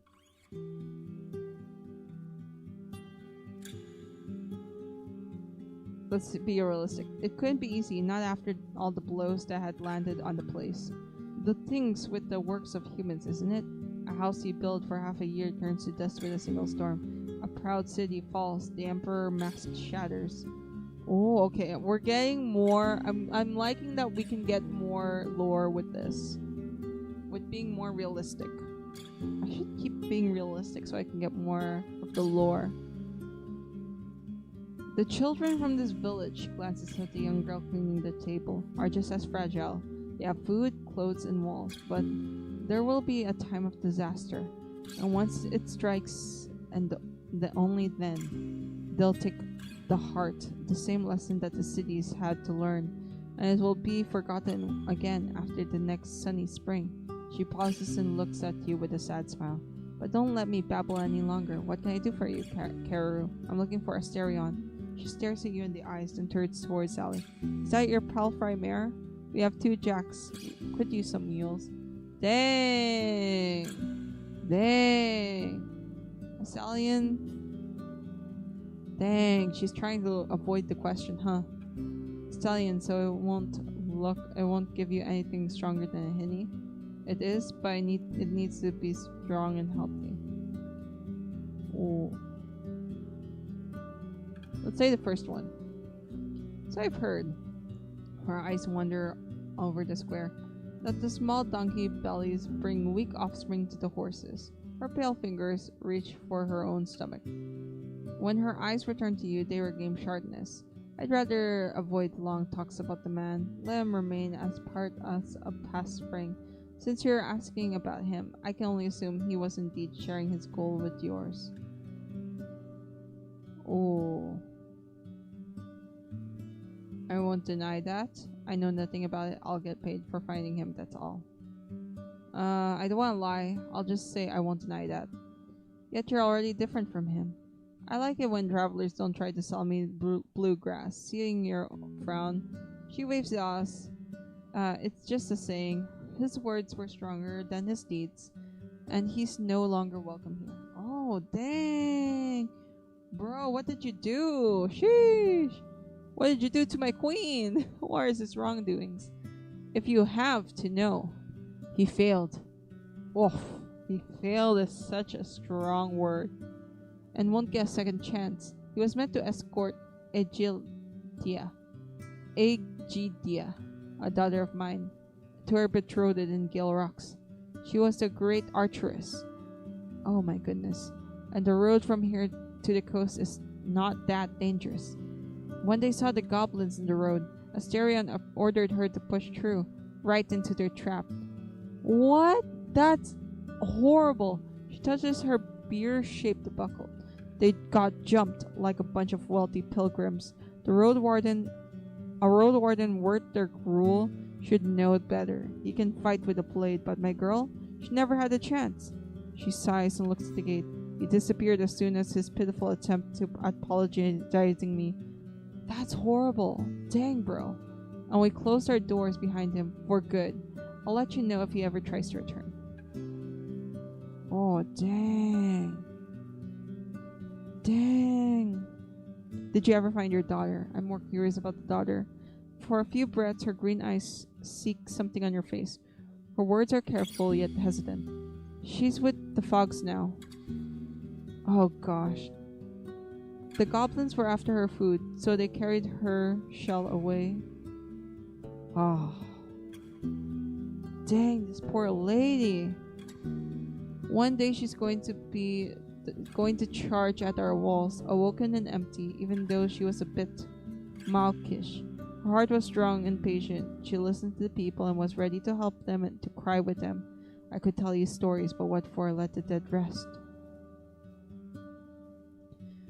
Dang! Dang! I don't want to ask these. No. Asterion, you suck. Nah, you have quite a big family. She titters weakly. At one point, there were 12 kids living at our house, 9 girls, 3 boys. They came and go as it should be. A few were already in the forest, but most of them are grown up now. Even started their own families. She looks away at the girl wiping the spilled milk with a wet cloth. To be perfectly clear, they aren't exactly our children. It's their custom to our village for the mayor to look for orphans. Thankfully, Eric's has a big heart and much more patience than I do. She speaks, her smile widens. I don't want to ask these. Thanks for your help. I wonder, back in Hovlevin, did you spend any time at Backwood Corner? It used to be a dark, dirty alley, with muggers working even in the daylight. I stayed there with Octavia. Sheesh! The miller in exchange for doing chores for her. She had this small wooden hut. Since the war, the soldiers have avoided that street. People say it's home for thugs. You wouldn't recognize it. It's now a respectable street. Nah, I don't feel like that's one. It would make you feel like you're on the old days. The boar inn is almost 50 years old now. There's no such street anymore. It fell to a great fire.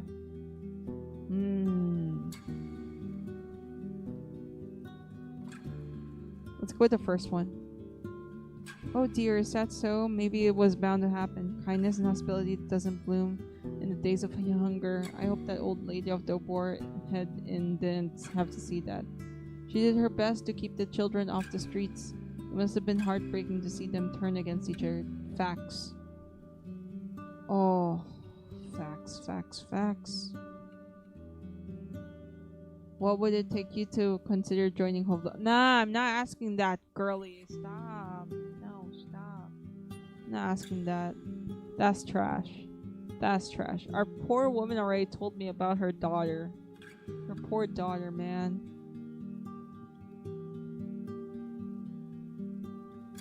Tell me about Howler's Dell. Have you heard about necromancers in the north? She taps her fingers on the table. Yes, I have. After you ask her to tell her more, she seems to regain her confidence. You mean the White Marshes, for sure. I don't know all that much about what's happening there. We avoid their lands if we can. She frowns. I shouldn't gossip about that with strangers. We can talk about it on our occasion. Okay, yeah. You seem to be fairly well off, even more than the other people in the village. What's your secret? No. Maybe, actually. She reaches for her buckle, and her voice grows cold. There's no secret, traveler. There's hard work, risks, and sacrifices. The support of those who care about me. The good things that happen to me. That shine on my people just as much. Think about it before you mention it again. She adjusts her cape. Tell me about Howler's Dell. It is what it seems like. The greatest village in the far north. She raises her hand, makes an inviting gesture. Though I hope to still improve this and that. She winks at you, but then suddenly interrupted by the pained cry of a little boy who hurt his knee during a fall.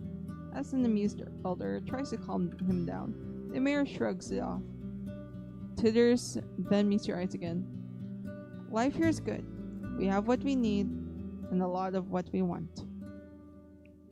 Building on top of more than 12 generations of hard work and bravery.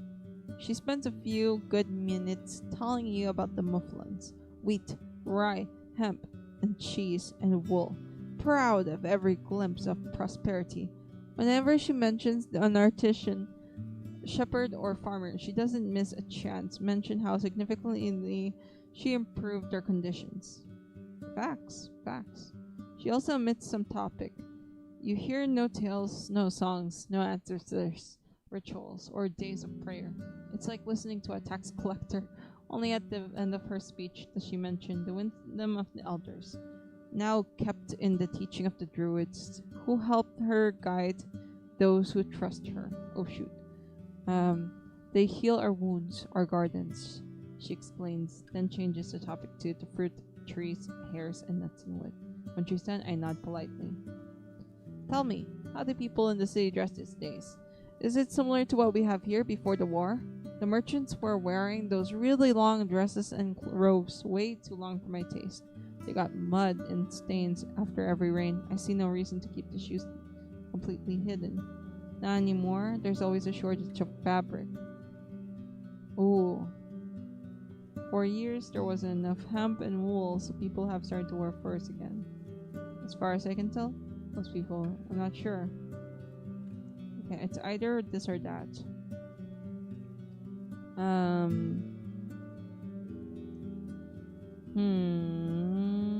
Let's go with the first one. At least we can have hope that if the visitors come, we won't stand out much, she laughs, but adjusts her dress, drawing attention to the superb quality. And who knows, maybe our little village here is going to help those unfortunate clothiers.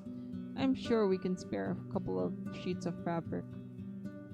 Do you know Eucodia, the enchantress? I like to hang this rod off the watchtowers of hers. You let her away her rod. It's empty, she says. What is it for? I don't know, some sort of magic, I assume. Ooh, attracts rain and winds.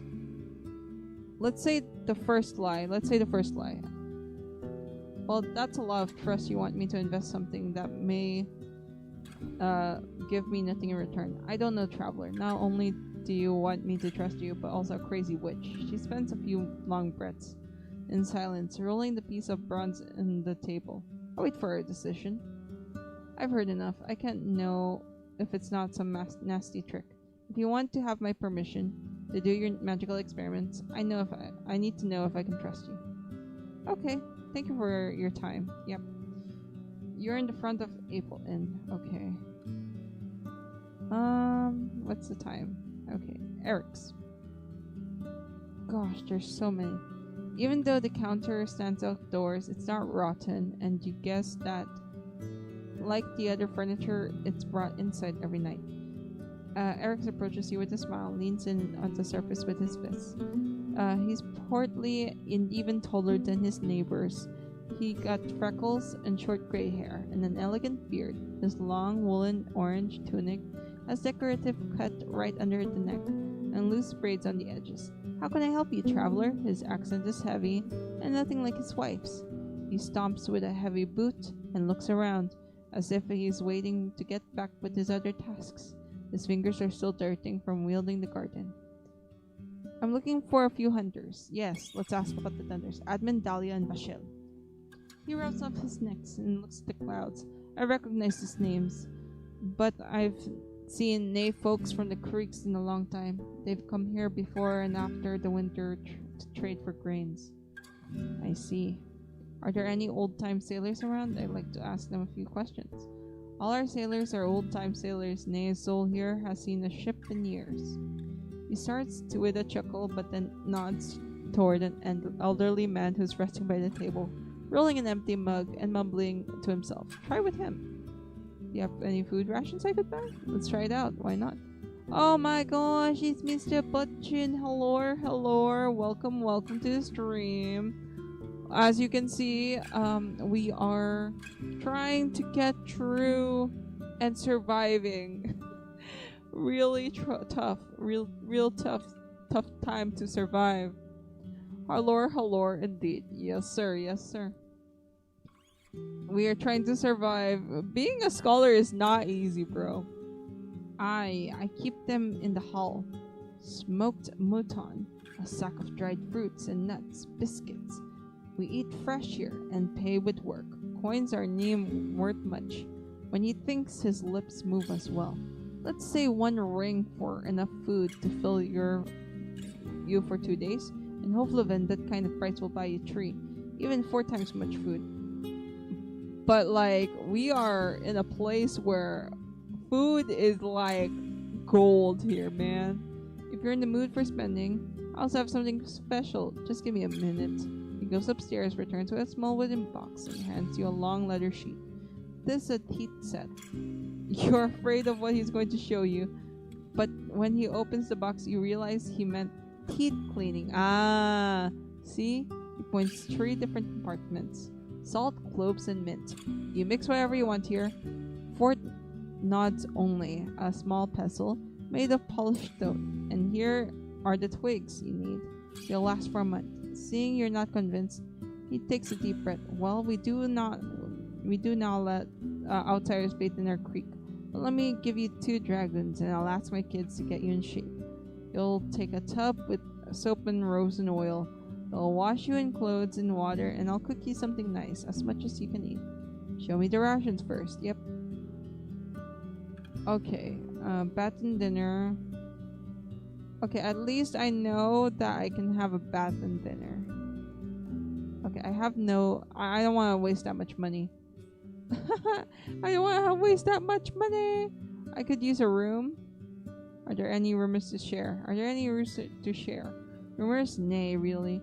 I have my own things to worry about. Neighbors keep their own company. Better to keep for everyone to keep from my wife or from forest speakers. None the mug of ale.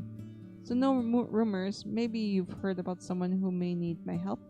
You say as if we expect travelers to get here any day now. I'll ask around. Come tomorrow. Okay. Have you any interest in any interesting guests, really? I do not know. He scratches his beard. There was one vagabond, but he was not here for long, and he did not much. A timid fellow. He talks loudly, but is afraid of everything, especially the guards. His face was touched by flames. Has a big ballista. He says this word with a strange accent, smirking, and a large bird as his beast of burden. I do not know what to say, he shrugs. He went south and is most likely gone. I caught some nice fish. Would you like to barter some food ration? He raises the fish to sniff and holds his beard back, keeping it clean. Not many fish in our creek. I'll put them in soup or bake them in sauce. How many do you have? I'll give you a healthy meal for each one. Take 1. Not 2, because I want 1. He takes your fish inside, making quite a bit of noise there. When he returns, he's holding a small package wrapped in wax cloth, which should be somewhat waterproof. Okay. I could use in our room. Sure thing, he nods. Man, kids, keep it cleaner than you'd find in the city. Just tell me when you're ready. Okay. Thanks. Okay, let's go to... Okay, so we talked to Tyrix. Let's go to the old settler. He doesn't notice your approach until you sit down opposite to him. He raises his chin. One of his eyes is brown while the other is white from blindness. Having only one ear, a broken nose, and constantly open mouth, he looks at the old soul at the end of the painful journey. But his voice is more amused than tired. And who fell here? On my very own plate. You're the head of... He pauses and leaning a bit forward. Nah, I have not seen you here before. You came to buy something strong, mug? You need a few breaths to get through his thick accent, additionally distorted by his lack of teeth. You mean ale? Sure, I'll pay the innkeep to serve you. Don't your neighbors give you your own share of ale? Ooh, let's ask that one. Let's ask the second one. Maybe they do. You find it difficult to tell if you see a smile or a grimace of pain. But after all my years of hard work, all it took was one accident to lump me together with the cripple and the idol. I ever apologize for the burnt barrel somehow. No matter what our mayor does, she never faces the consequences. He purses his lips, clicks his tongue, and tries to straighten up. Could you tell me anything about the High Island? Yes. He wipes his drooling mouth with his sleeve. His clothes are simple, but dirt clean and tidy. Do you know? 'Tis not allowed to land here. A dangerous place, and a hurtful memory. Why hurtful? After long before any of us were born, it was a home to an old tribe. One lived close to the land in spirits, but was chased and trapped like a hunted boar. And through no fault of their own. They were strong, but alone, could not stop the emperors and their brigands. He tilts his head and narrows his living eye. You know what? You sound like city folk. That's because I am one and I'm proud of it. I'm from Hovlevin, but through no fault of my own. Let's say I'm from Hovlevin, but I'm not no fault of my own because I don't want to lie. I don't want to lie to him because we have already said the truth to the mayor, and the mayor might blindside us. So let's just say the truth. What a decent heart you have. His weak wheeze carries a hint of amusement. After all the days I spent meeting the souls from the farthest parts of the land, I'm new one to judge one for where they come from. Different thing if you were tied to the place, that den of greed. He raises the empty mug and looks inside, then lets out a sigh. Oh, I just need to know how to reach that island. How's Hovlevin tied to all of this? Have you heard of the tribe of the Green Mountain? Once as strong as our very own howlers, got squashed by the city Horsters. Really? That's crazy, bro. The lore is thick in this one. Pushed all the way to the distant east. Someone younger surely knows the way. Looks around as if the ancient pagan village could be hiding just behind the corner. But if you will nay be let without a fine gift, something they lack, no wonder a sharp blade, bags of spices. He notices an angry look from the innkeeper. I don't need to talk about the Green Mountain. In his screech, you notice Thai's discipline. I do not care. He raises his voice, but has to clear his throat. I still need to get to their line. It's important. You really have no better things to do? Nay lovers to bed with? Oh my god, that's crazy. Nay bread to smell? Nay meat to drink? He puts his arm on the table, then his cheek on top of it. Excuse me. His voice is getting tired, so you lean forward to him. Start with this. Reach the island after dusk from the east. You will nay miss it. The volcano has smoken for decades now, and many say it hides treasures from the old tribes. The island's walls are so tall you can climb them, but with the night high tide, you'll reach the old port hidden behind the waterfall. Do all this. He pauses and wipes his wrinkled lips. Or just pay for a ship to the city. They're as tall as the fortress. That's what you need. Have you ever landed on the island? He raises his head enough to speak into his empty mug. I can never recall much. We were desperate, hungry, and hurt, and did what we could to survive. The night was a nightmare, and only I ever woke up. He lowers his head again and closes his eye. The dead one remains half open. I stand up. Gosh, the poor guy. I go to Akekios, the trader. Why not? The man behind the counter is inspecting a sack of white flour, mumbling to himself and occasionally cursing. The other locals walk away, giving him space to talk to the trade in peace. The weevils. He points at the little dark blue insect that's trying to flee. Reach me fire. Twas the ground a few days ago. Nay pies for tomorrow, looks like. He puts the sack to the ground. I'll take of it later. Excuse me. Sorry. A Roadwarden, I, Eva the Mirror, cared enough to see you, and kids are lining up to look at your horse. Strangers are like the ghost to them now. He's wearing a simple brown robe with no hood, a rope inside of the belt, and a modest trim made of green thread. It barely reaches below his knees, revealing his sandals and crude pants made of linen. At the same time, it's way too large for him and hangs from him like a bag. It looks like the poor vendor from Hovlevin. He stands sideways to you, with his legs crossed, leaning on the counter, with one hand keeping one hand on his hip. He's around 40, short, and a bit greasy with a humble beard and hair. His fingers are unusually long. Friendly? Or traveler, I assume. I guess we'll see each other often. I'm looking for a trader. Excuse me, sorry. Ooh.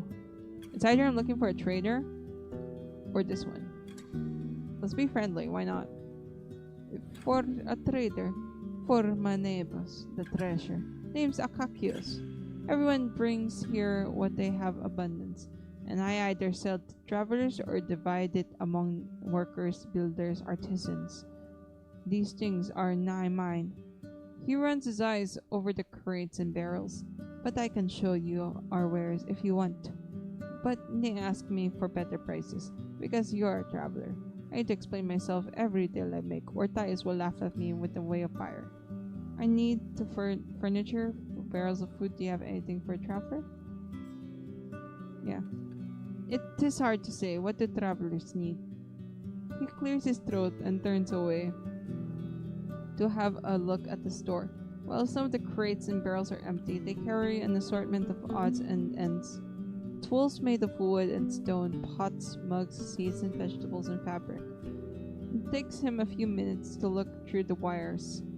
He puts the package on the countertop, and then he unwraps the first one. You recognize what it is by the shape alone. Tell me this is nae a beauty. He chuckles and lets you hold the shiny axe. The haft is long, but the head is light. I assume I know what you're thinking. Your eyes see everything.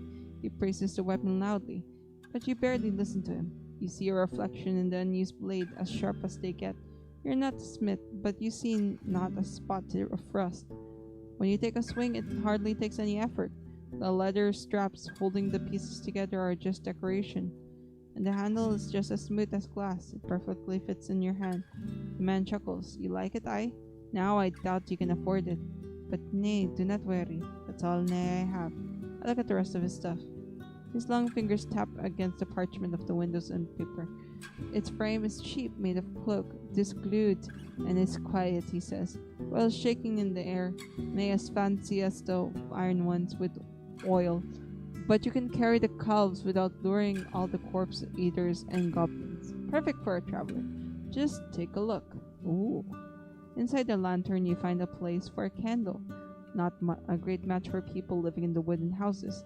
Hide and glue are and easy to make. But I will nay ask for more than 4 rings. The last sack is as wide as a saddle, and hands as tall. It contains a whole bunch of undyed linen sheets. We usually keep them for traders, but we could use a few for dragon rings. And who knows? If there's ever going to be the next caravan, it gives you a long look. Interested? Depends on what you want for it. True. Oh my god, I can't. No. No. No, no, no, no, no, no, no. They're too expensive. No. Leave. I bring goods to sell. Surprise me, forget it. What can you tell me about Asterion? That ever thought he was here more than once. But he did not leave any much behind. Smelly hoarder. Looks around, then spits on the ground. At least he brought a blade from me. Do you remember what blade it was? Sure, it was a special one. A sickle sword with a tip wider than twas the grip. As long as the fingertips to the shoulder. Near a sword, near a knife. A single edge. Excuse me, sorry. Brought his own steel to melt for it. What's it good for? Fencing? Sounds like fencing. More than cutting bushes, creepers, roots. It will nie fell a tree, but 'tis a fine tool. He nods to a passerby, but the smile disappears as quickly as it's shown up. Pathfinders use it. Ma pa used to have one as well. He chopped nuts with it. Nuts and mufflons, so he took it to the wilderness. He shrugs. Pretty much everywhere. Anywhere. There are hills from here to the coast, and bogs in the north and heart of the woods. Can ye help with it? How about some useful herbs or ointments? Do you have druids around here? When that happens, sparse supplies. He puts a finger onto his lips, giving a slight bite. The druids are better at casting and healing. Ooh, okay. Wait, one moment. It's so cold. Wow. Sorry. Okay. But the magic's stronger regardless. Before you get to the topic, he points northeast. Try by the white marshes. That's the what's his face warlock there. He used to take lessons in our village from the old archdruid. If anyone's around here knows his way around the leaves, 'tis him. Tircis has a rather unusual request for you. The who? He leans forwards, but after you repeat the name, you're asked to explain what you're talking about. Oh, that plant mage. He waves his fingers, mimicking the movement of the vines. He sells his mushrooms every now and then. Good provision, so what does he want? You share it briefly, but his puzzled grimace makes it clear that it won't be easy. I do not need after druid's chests. It's Alphys who you need to talk to. But knowing her, she will not give a magic away, wand or old, no, te or nay.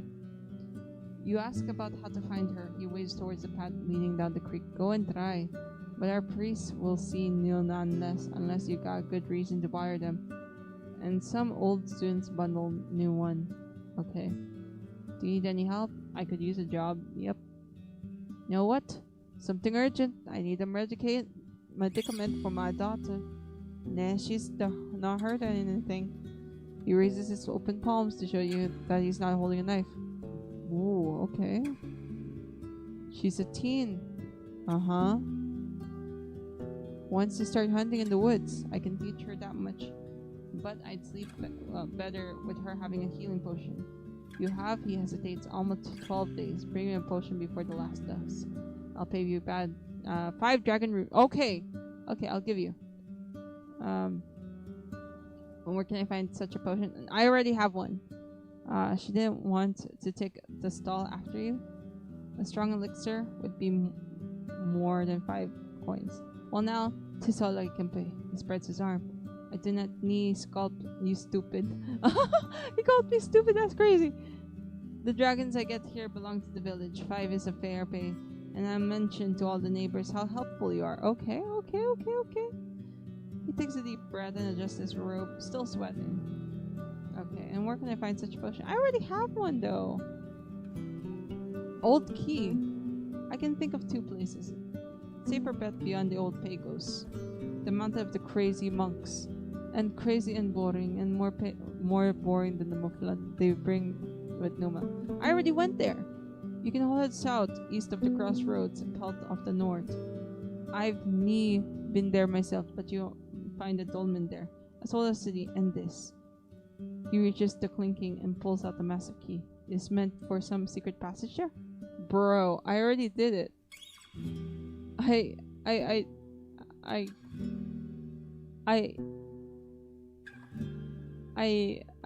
have it, don't I? Can I inventory? I already have the dolmen thingy. Where is it? This one. A box from the dolmen. This one. Okay. She didn't want to take the stall after you? Nay, but that's fine. She hates me. It's better for her to take after her mother. Your daughter hates you? His low voice sounds like grunting. Since you have to know, our laws make me admit that I was a wife. Oh! Brother, you were a wife beater? And by my own deeds, I've lost my family. My daughter has now a father now, and I'm not allowed to marry again. As he speaks faster, he also wags his finger at you. But I'd never touch my girl. Keeping her safe is the right thing to do. Eva, if thus not make me things right. You know what? Good for the loss. Good for the loss. Good for your loss. I don't like a wife beater either, brother. Or a husband beater. None of that. Nah. How do you know about the secret? From a merchant. She's from the Hag Hills. I was meant to pass the key to our friend, but he never showed up. And you've been keeping this key by your side ever since? I kept it with my trinkets and coins, that's all. You were planning to go there for years, but this is one of the things you talk about. Nah, do it. His brief laughter turns into a cough. Fine, I'll look for it. About the potion. Did you get it? I've only found this box.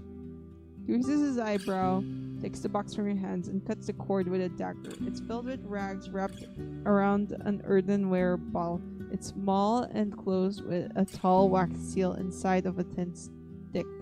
With a grin, he picks up the ball gently, jiggles it, weighs it in his hand, then puts it in the counter. Great.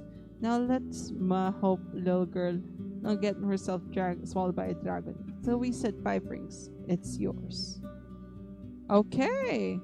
He smiles and looks for the coins in the pouch. Thanks, O bringer of good news. I take my reward. Okay, let's go. Nothing for now. I walk away. Okay. Do I have anything? Let's say I have another fish to sell. Good. How many do you have? I can give you 1 healthy meal for each one. Wait. I want to see my inventory.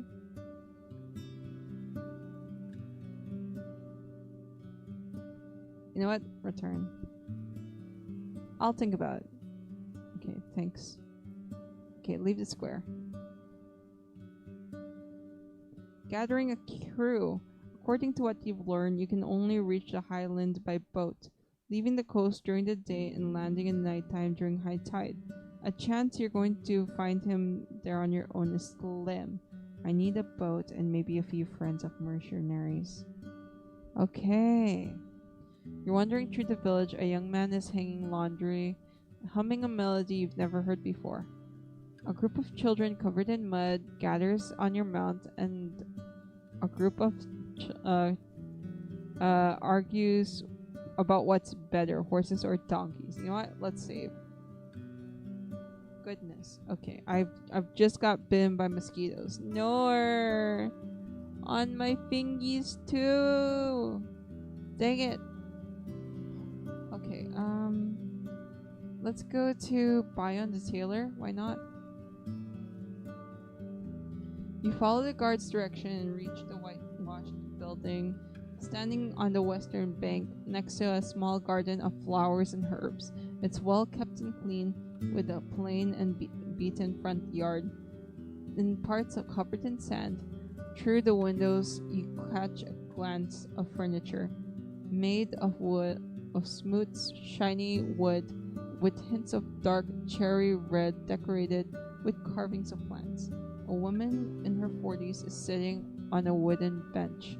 The table is covered in fabrics, threads, needles, and made of bone and iron. She's sewing a large sleeve of what's going to become a blue tunic. Her movements are quick and confident. Her brown, wavy, shoulder-length hair is tied with a wreath-like braid. But other than that, her clothes are simple and inconspicuous. She doesn't have a left leg, but you didn't notice any cane. You observe her for a few moments until, without sparing you a much glance, she encourages you to speak with a grunch. I'm looking for a tailor. You found one. Her voice is low, but she doesn't stop her work. Name's Bion. Could you answer a couple of questions? The boredom in her voice is palpable. I'm not a bard. Oh my gosh. My Gabinson needs some work. You take it off and point to the tires and holes. The wind follows your fingers patiently. Here are my prices. In an hour for 2 dragon rings. Oh, okay. I'll turn this rag into armor. Take 3, but 'tis not bad yet. And if you want properly patched up, you need to pay 2 rings more. They're truly strong, longer. I need it made of better materials like spider silk. Okay, tell me more about spider silk. 'Tis a silk made by spider. Oh my god. Okay. The first one is to break her silence. The large ones, they use it to spin webs It's stronger than tread, but my neighbors do not walk the woods no more. 'Tis getting harder and harder to get any silk. Let me think about it. Okay. Okay, so this will get patched. Hour and a half. 2 hours. Okay,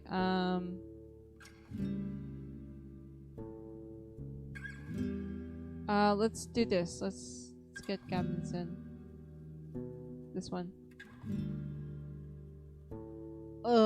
That hurt me. Patched. Oh, but I only have 8. I only have 8? Okay, let's get one more. Okay, that's good. Okay, no more. Okay. I need your services. Okay, good luck. Bye-bye. Everything else is too expensive. Good luck. Thank you. Okay. I go to the local priest. Goodness gracious. Okay, this one's gonna be hard. You head to the south of the dead tree in the main square. Before you get to the second thatched building, a large man stands up from the bench, gets into your way. He's close to 50, taller than most people you've seen in your life, broad-shouldered. His hair and short beard are brown, matching his elegant woolen robe. A thick club is attached to his right wrist with a leather strap. He left his sandals by his sitting spot. Many want to speak to our guides and teachers. He speaks with a solemn, strong voice. But you're welcome here. Turn back, stranger. I'm your new Roadwarden. Are you sure? Oh.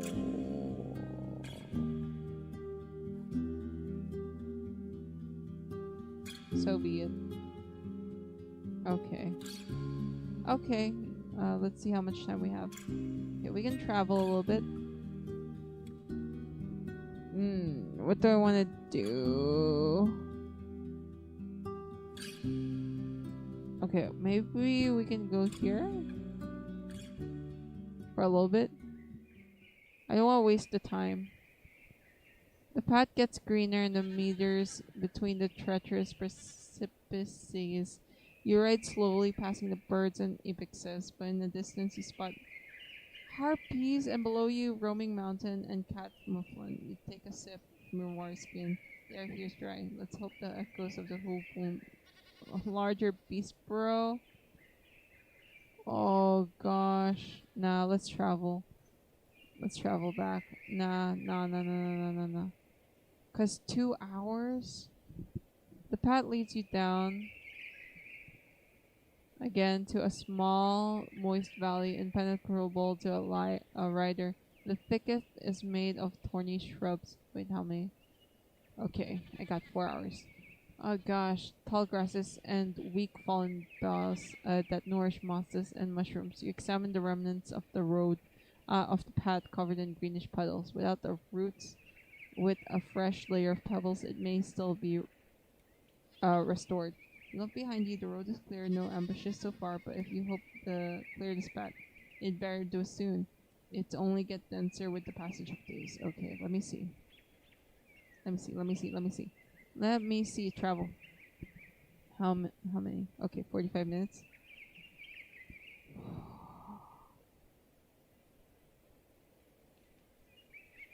Oh, let's do it in half the time. Why not?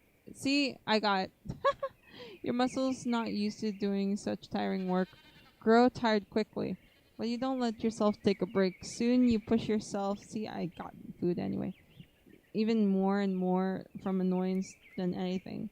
And only after you're done, you notice torn parts of your pants and sleeves. When it comes to pushing aside the bows, you breathe heavily, but you need enough space to let your palfrey get through. Maybe animals will start to roam this place again, beating the path. Oh gosh. Okay, we're fine. Oof. Okay, you reach a convenient mountain pass with the crags smoothed out by centuries of rain and wind. The sun warms up both the vegetation and the beaten road, and the only beastie spot are loud rocks. glancing at you from rooks, sorry. Glancing at you from the rocks and branches, clearing the roadside. The rock slide would take hours of work and a large group of people while forcing Sally to climb up and down to break its legs. No! No, okay. Okay. I dismount and look around, why not? You climb up the rocks, having plenty of rocks to rest on your hands. Most of them won't even move an inch. As you get closer to a small dead tree, you notice something odd among the stumps. Pieces of old fabric covered in mold, most likely tunics. Okay, so all I can do is turn back now. Oh, okay. How much time do I have? Travel. Okay. I can go back to creeks and report that, definitely. Let's go back though to Hallersdale, because I don't have enough time. I feel like I die. Okay. I head to the stables. Oh, shoot. You spend a few minutes with Sally, but before you reach the square, someone clears their throat. You turn towards the man in his 50, with his large hand, an elegant beard, and no hair. The stable master. He both introduces himself and answers an unspoken question. You frown and realize you indeed saw him before, and your pal Fry was nicely taken care of during your first visit of the village. Or rather, I'm the one this necessary, but rather grind flour, he says with annoyance. You know, think beast waters itself, brings itself fodder and from the storehouse and clean its own poops. Take its time and hey, if this points out your companion is going to work out for it, you'd better have a pouch at hand. You look behind you. The stables are not much more than an open shed with piles of planks, 2 donkeys, and a bunch of napping chickens. Oh man, I don't. Okay, would a dragon bone be enough? He nods for a day. Ain't that fair? He looks around. I mean, look at knowledge. Come to think of it, it's an opportunity for the village. Horse manure makes good plant food. Yes. You describe what you learned during your studies. The man stops paying attention. Fine, he sighs. Turn around. I'll grab a shovel and an arrow. Issue solved. Okay, nice. Okay, how much money do I have? Okay, nice. Oh, thank you. Goodness, sleep. Yes. Sleeping. Own room, comfy bed, locked door, lots of space. Wash tub, soap. Rent to. We have no choice. Gosh. Your first sleep ends, but your usual 1-hour break is instantly disrupted by noise. You stand up and walk to the window. You see a reason for the commotion. A group of workers is just outside the inn, drinking and laughing. Eric's the innkeeper is one among them. You could join them, but if you do so, you won't get enough sleep tonight. And after such a long day, you may end up exhausted. Would be good to show that I'm not an outsider, yeah. I can sacrifice a bit of sleep. True. Why not? You lose track of time, surrounded by the smells of old ale and cold roast lamb. It's an excuse for having a celebration for its decent birth. It's the very same that was occurring when you arrived at this village. The young mother is exhausted and is the first one to leave, but more than 10 people stay, poking at their partner with kind-hearted jokes. You use the next week that best you can, says one of them. Nay, sleep after that. You may be a stranger, but your presence is welcome with joy. The small talk is just as engaging as you expect them from the people who have already slept for 3 hours today. But there's something pleasant about them sharing their parenthood stories and plans for the future. Humming of Howler's Creek and the lights in the dark make you feel like you belong here. And that's a delightful illusion, especially in a group of strangers. At one point, you're asked about your own journeys, though you prefer to keep most of them to yourself. One of the hunters encouraged you strongly to travel to creeks. They're fun, a bunch, you see. They love to meet new people, but they're ready to wake up with a spinning head. I'm one of the first people to go back to bed. Let's go back to bed. You spend the night in peace in a clean bed with a tightly shut window and a warm blanket. In the morning, you find a stool placed by your bed, covered with fried breaded mushrooms with gravy, oh, and a slice of bread and butter and cheese. Chamomile tisane. Once you get dressed and go downstairs, a young boy who's covered in mud speaks unusually loud and enthusiastically. Mentioned Sally has already been brushed and watered. You nod. He runs outside without noticing. Aww. The innkeeper is sitting near the door from time to time, carrying out another bowl with either stew or gruel. Thais is nowhere to be seen.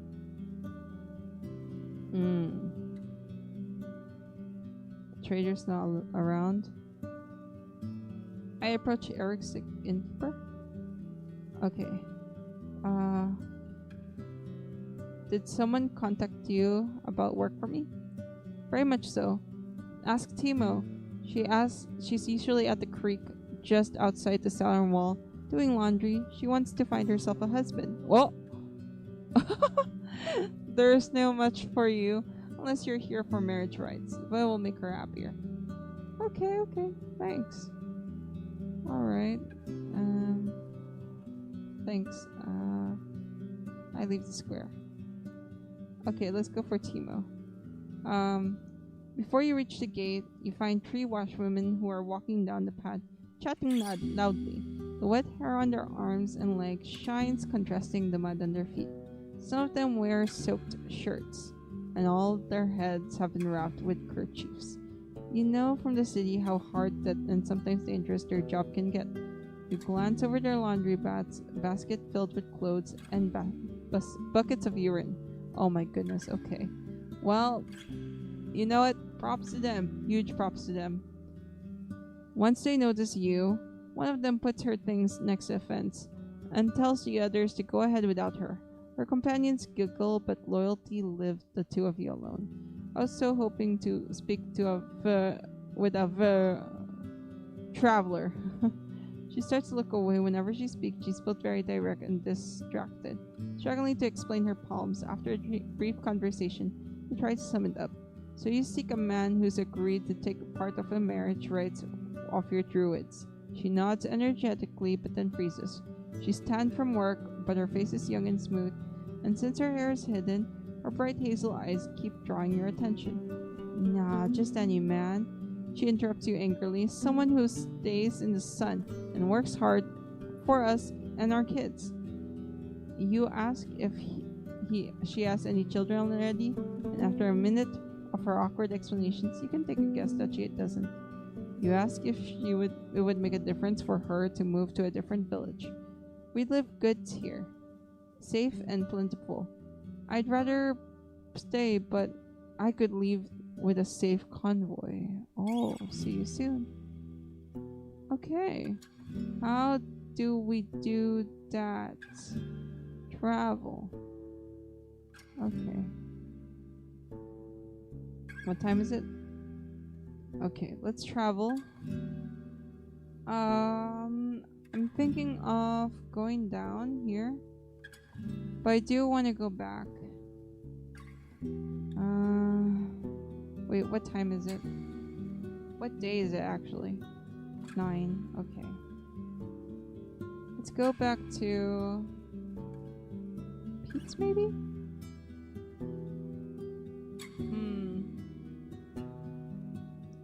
Let's go here first.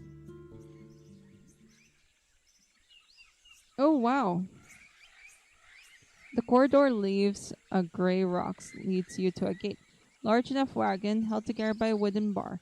The planks and rocks are covered with claw marks left by various monsters, but they weren't able to damage the wall as a passage for time and the piercing rains. A large man covered in the shadows is observing you from a roof tower. His voice is hoarse and distrustful. You lost? Don't know why you mug. It's a good time to get to know each other. No, bruh. I'm Karuru, the new Roadwarden, and you're the gatekeeper, I assume. Let's be direct about it. Well, yeah, just a duty and armed, so you know. He lifts his loaded crossbow and sticks to out in the shadows. But I'm no enemy of Yas. He leaves the tower. He's wearing black gabinson, so ragged it can't be fastened anymore. It tells a story of claws and thorns, improvised repairs. Okay, the hole in the man's hemmed pants revealed a scraped knee. It's hard to tell his age through his exhausted, sleepy eyes, a short, unkempt beard, and a bandage horizontally covering his ears, and the spot that used to be his nose. There's clotted clot in his brown hair, and the mud in his clothes and brown neck. Despite all of his huge shell, with wide shoulders and thick legs, he straightened up. So, Warden, you new to the job? New here, but I know I'm doing. No past would prepare ye for this poop place. Nights are ape and blood. Um, just before sunrise, a bird tried to pluck my eye. This gate here, he kicks it with a brick of his heel. It's older than me. All there, he points behind him with his weapon. Wild beasts. My tribe built this place to keep them away from us, and us away from them. He scratches his bandage. Name's Quintus from Old Pagos. Been there? Yes. Not yet, so ye don't know. It's west from here, behind the crossroads. It's touched by sickness. We used to send our one soul here every morning and escort them back before nightfall. But some days ago, no one came for me. I spent the night here, sneaking wolves, and it almost got me. Gosh. He picks up almost every water skin from behind the parapet and takes a sip. I went home by myself only to learn about the sick. I've been here ever since. What do you know about the plague? Not much. It kills. There's all there is to know. My tribe's smart, locking the gate. The right gave them the strength. About this gate. Here, you see. He points a long twisted rope and hangs from an iron hook. I climb down, remove the beam, and other side. You'll take down yours. Ye need at least 3 hours to get through the woods. He touches his stomach and takes a deep breath. But I need ye. Give me aught first. What do you want? I'm hungry. Bring me some rations, maybe. Dried meat, apples. He sizes you up. 5 meals, and I'll help you with the gate. Oh. Oh, do I have any? Do I have any rations? Oh dang, I only have 1. Sure, I'll bring you some food rations, why not? Thanks, he smiles, disfigured by his wounds, but his warm voice. I'll take any help that I can get. Oh, poor guy. I'm looking for the Asterion. That's nice, but he hasn't been here in many days. You sure he's not dead? After you admit that he's very much maybe. He puts his hand in his waist. Well, better get ready to slit open the dragon belly in the wilds. Maybe it's a figure of speech. Did he often travel through the woods? Sure, though on different mounts. He had a saurian, 4 ibexes long and 2 ibexes tall. It moves on 4 legs and jumps high as far as its green, like rotting leaves.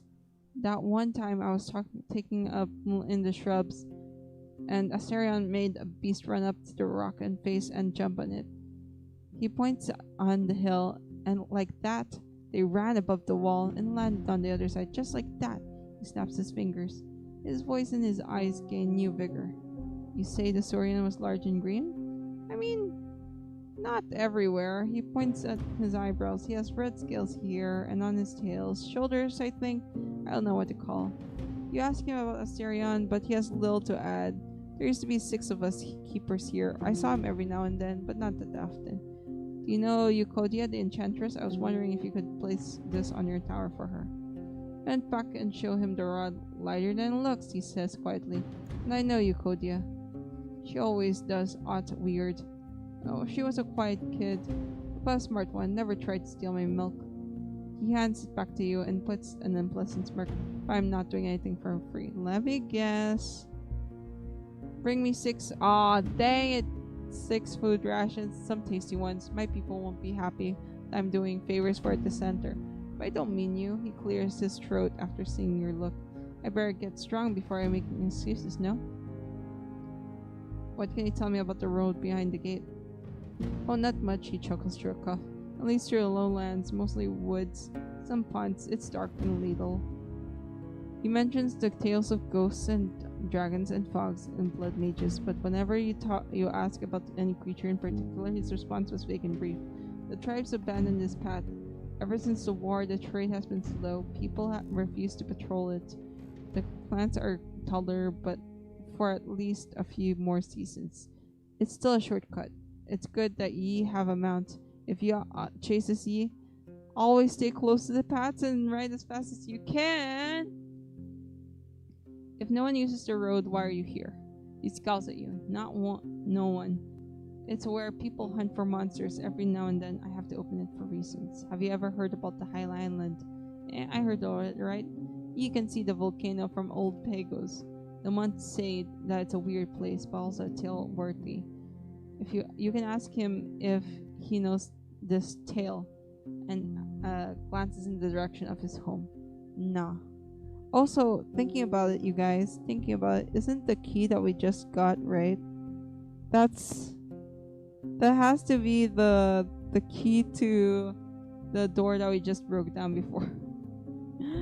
Right? Oh man. But hey, at least my boy will repair it, right? Right.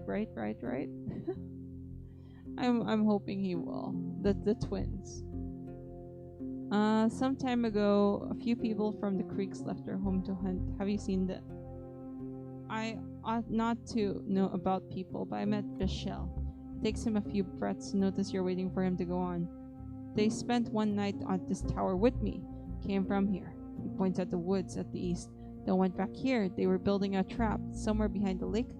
They shared patronage with me, but never came again. Good soul, very open-eyed. What's it like to live in Old Pagos? He opened his mouth, giving a puzzled look, then lets out a weak chuckle. What am I to say? We've got rocks. He taps the wall and makes houses. Bowls, tails. We sell them, too. Grow oats and broad beans. Ibexes give us wool and skins for monks. What do you call it? The one ye write on? He moves on his own. When you mentioned the parchment. Yeah, it's a good place. Beautiful old hill. That's what Pagos means. Old hill. When you bring out the monastery, his eyes get brighter. Good people! They came here on a mission, teaching us the rights book. My grandparents were pagans, you know. But we now follow the river of truth. We keep ourselves, but help others when they need us. Shouldn't you look for real shelter?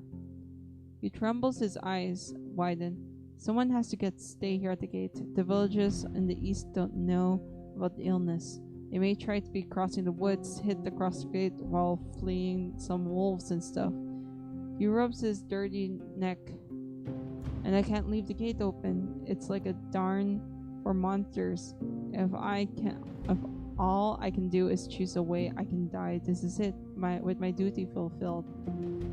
Dang, you could at least spend the nighttime in one of the villages. He adjusts his jacket, shaking his shoulders, making buckles jingle. I'm not a beggar, and the villages in the north won't help me for more than a day or two. I've got no dragon bones, just this little ibex. He pats his crossbow. Old Pagos is by itself. We don't look for kind folks. He thinks for a moment. I'll just wait. I'll get back home once the plague is gone. Before winter, ye understand, I'm sure, wardens are souls of duty. Gosh, okay. So I need to look for a lot of food for my guy. It's a very interesting perspective that he has, honestly. How far is this? Okay, yeah. But I need to go here. What time is it? 13 hours? 13. You know what? I can go. Let's travel. I want to check out my fish traps. Yeah. Let's go here.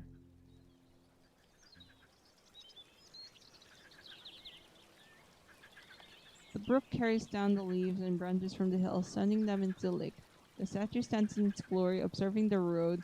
To those who use it, the coin you left in the wooden bowl is no longer there. Let's see if the fish trap has any luck.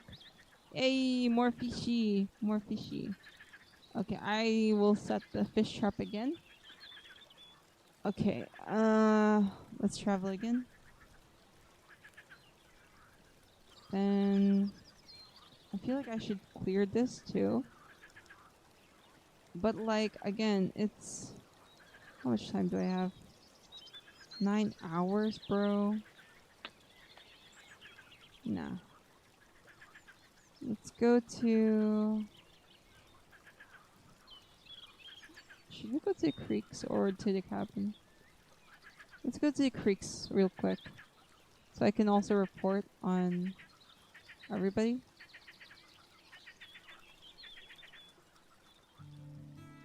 Oh no.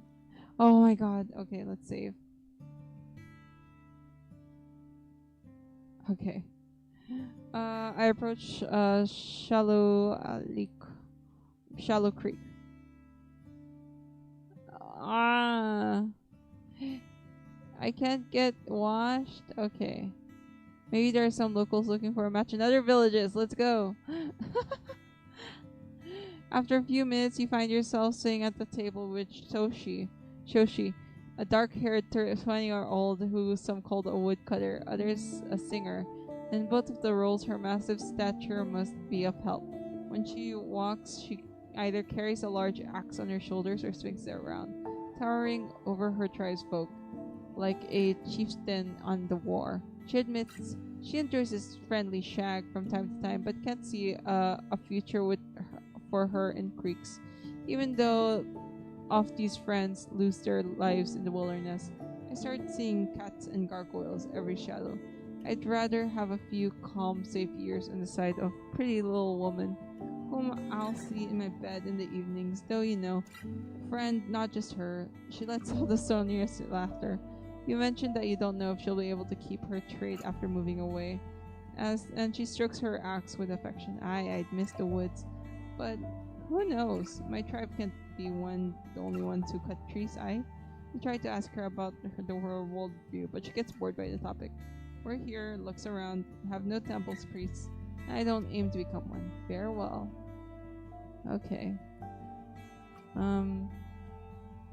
Carpenter.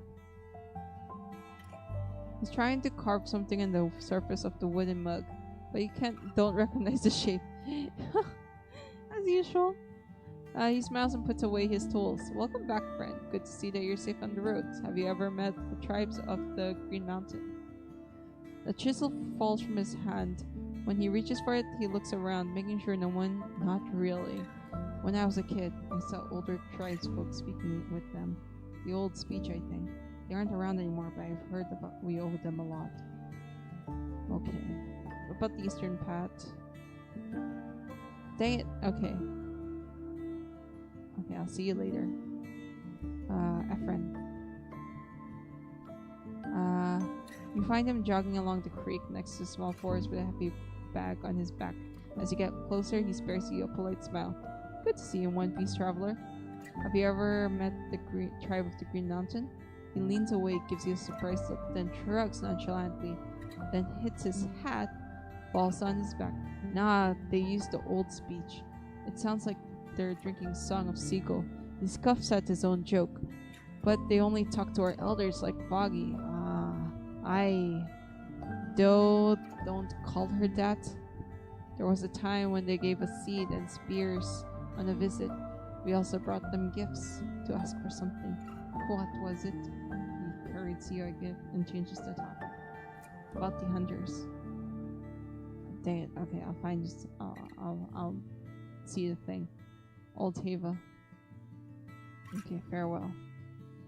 Okay, so there's nothing. Gotcha. Travel. Goodness gracious. Okay. Let's go to the fox shelter again. Let's go here again. Can't I go to the furry? Can't I go to the furry? Dang it.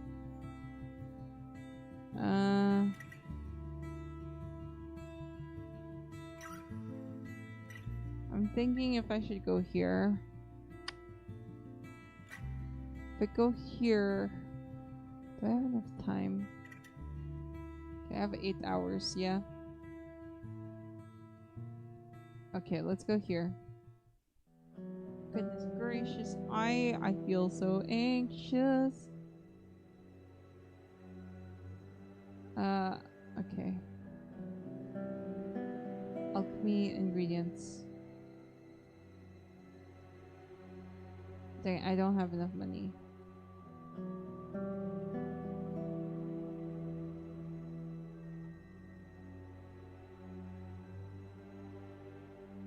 I'm thinking about if I should go back here, because I don't have enough time.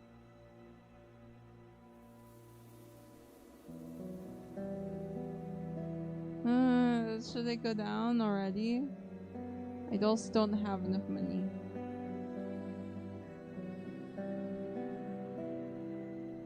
Let's go here. I don't have enough money. Let's sleep.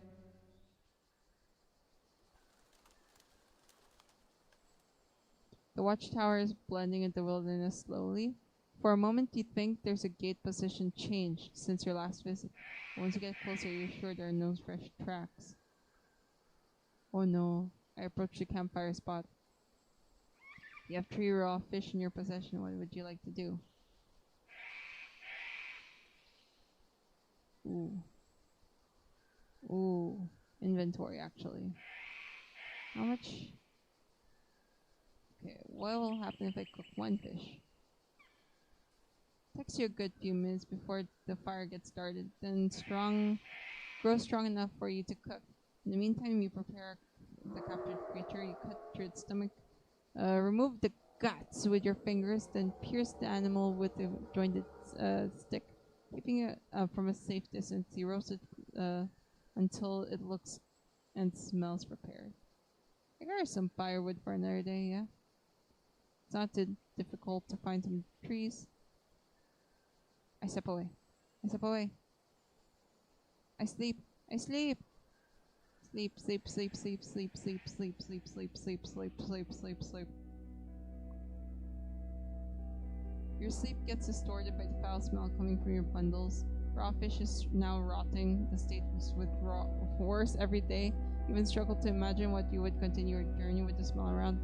I throw it somewhere where it won't bother anyone. Get back to sleep. Ah, what the heck? That's such a waste.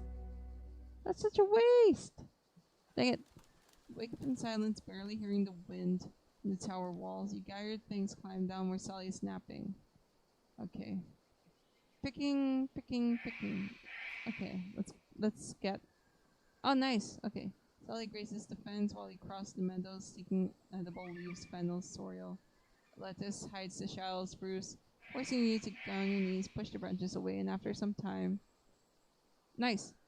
With the needles of your hood and sleeves, you carry the vegetables in the gate, washing them with the wire skin, and drying them on the blanket, allowing them to dry up. As you pick the very few remaining pears and berries, you notice a wide tree hollow. You take a look inside, trash acorns and nuts, but also hazelnuts and walnuts. Squirrels will need them more. Yeah, squirrels will need them more. Okay, let's go travel. And now let's go here. Let's go to Foggy Lake.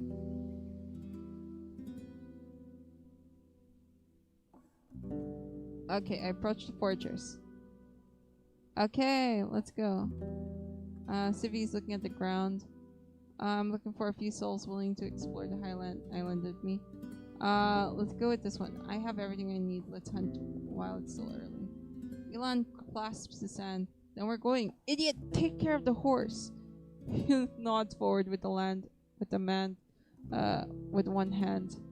Elon proudly, with a rope holding a bag on his shoulders, whilst V shoves everything under his cloak. They gather the gate and mock their companion as he toddles towards the lake with an empty bucket.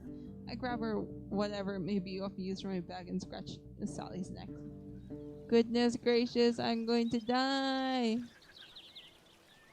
The gentle wind is swinging the willow's twigs.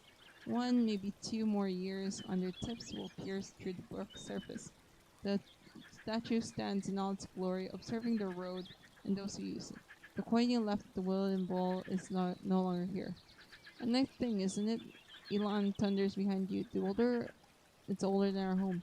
What did you say? Chips in Civi. Do you have such things by Hovloven by the roads? Carrying your belongings on your own is surprisingly tiring, and you make noises with every turn. We do, but they're old from before the war. Not really the statues of humans are seen as a solid pride. A few, but I haven't paid attention of them. Mm, a few, but I haven't paid attention to them. He laughs. Sure, who cares? They are there and we are here. They have no power on this road. Absent eyes of the statue have nothing to add. So, do you know who this is? It was me who got rid of the bushes here. You know, we should move on. So, do you know who this is? Nah, Elon is more focused on the fish breaking through the surface of the lake. It's old. The woman is a stranger. I heard no stories of it. My mom could. Mmm. It was me who got rid of the bushes, you know. Sibi narrows his eyes, but speaks with a cheerful tone. Ah, and I thought a beast ate the leaves. But there are no paw prints around. I don't think anyone in the coast will near before it. He adds the larger man. Though I guess it would look nicer now. We should move on. Aye, let's not linger, says Elon as he walks through the road. Let's move so forward. Yep. The valley seems especially peaceful today.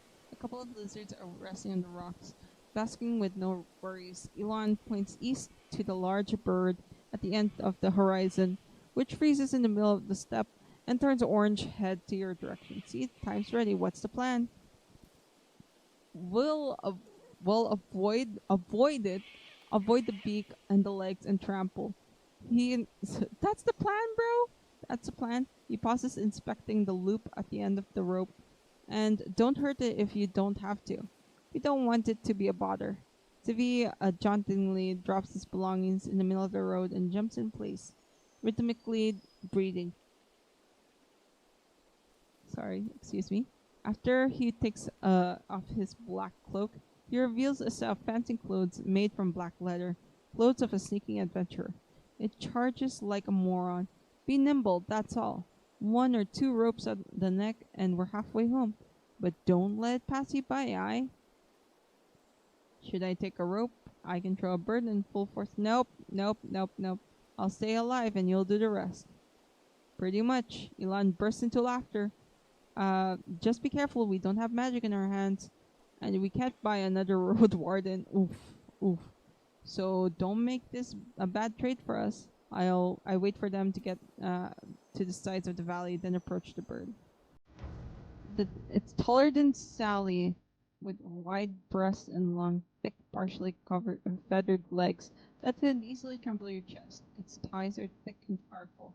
A pointy beak could swallow your entire forearm. Your steps are getting slower. I look around nervously. Are the foragers in position? I need to calm myself down. I focus on my breath. I try to speak confidently. How did it go? How's it going? Can you just maybe wait patiently in place so my companions can nicely tie you up?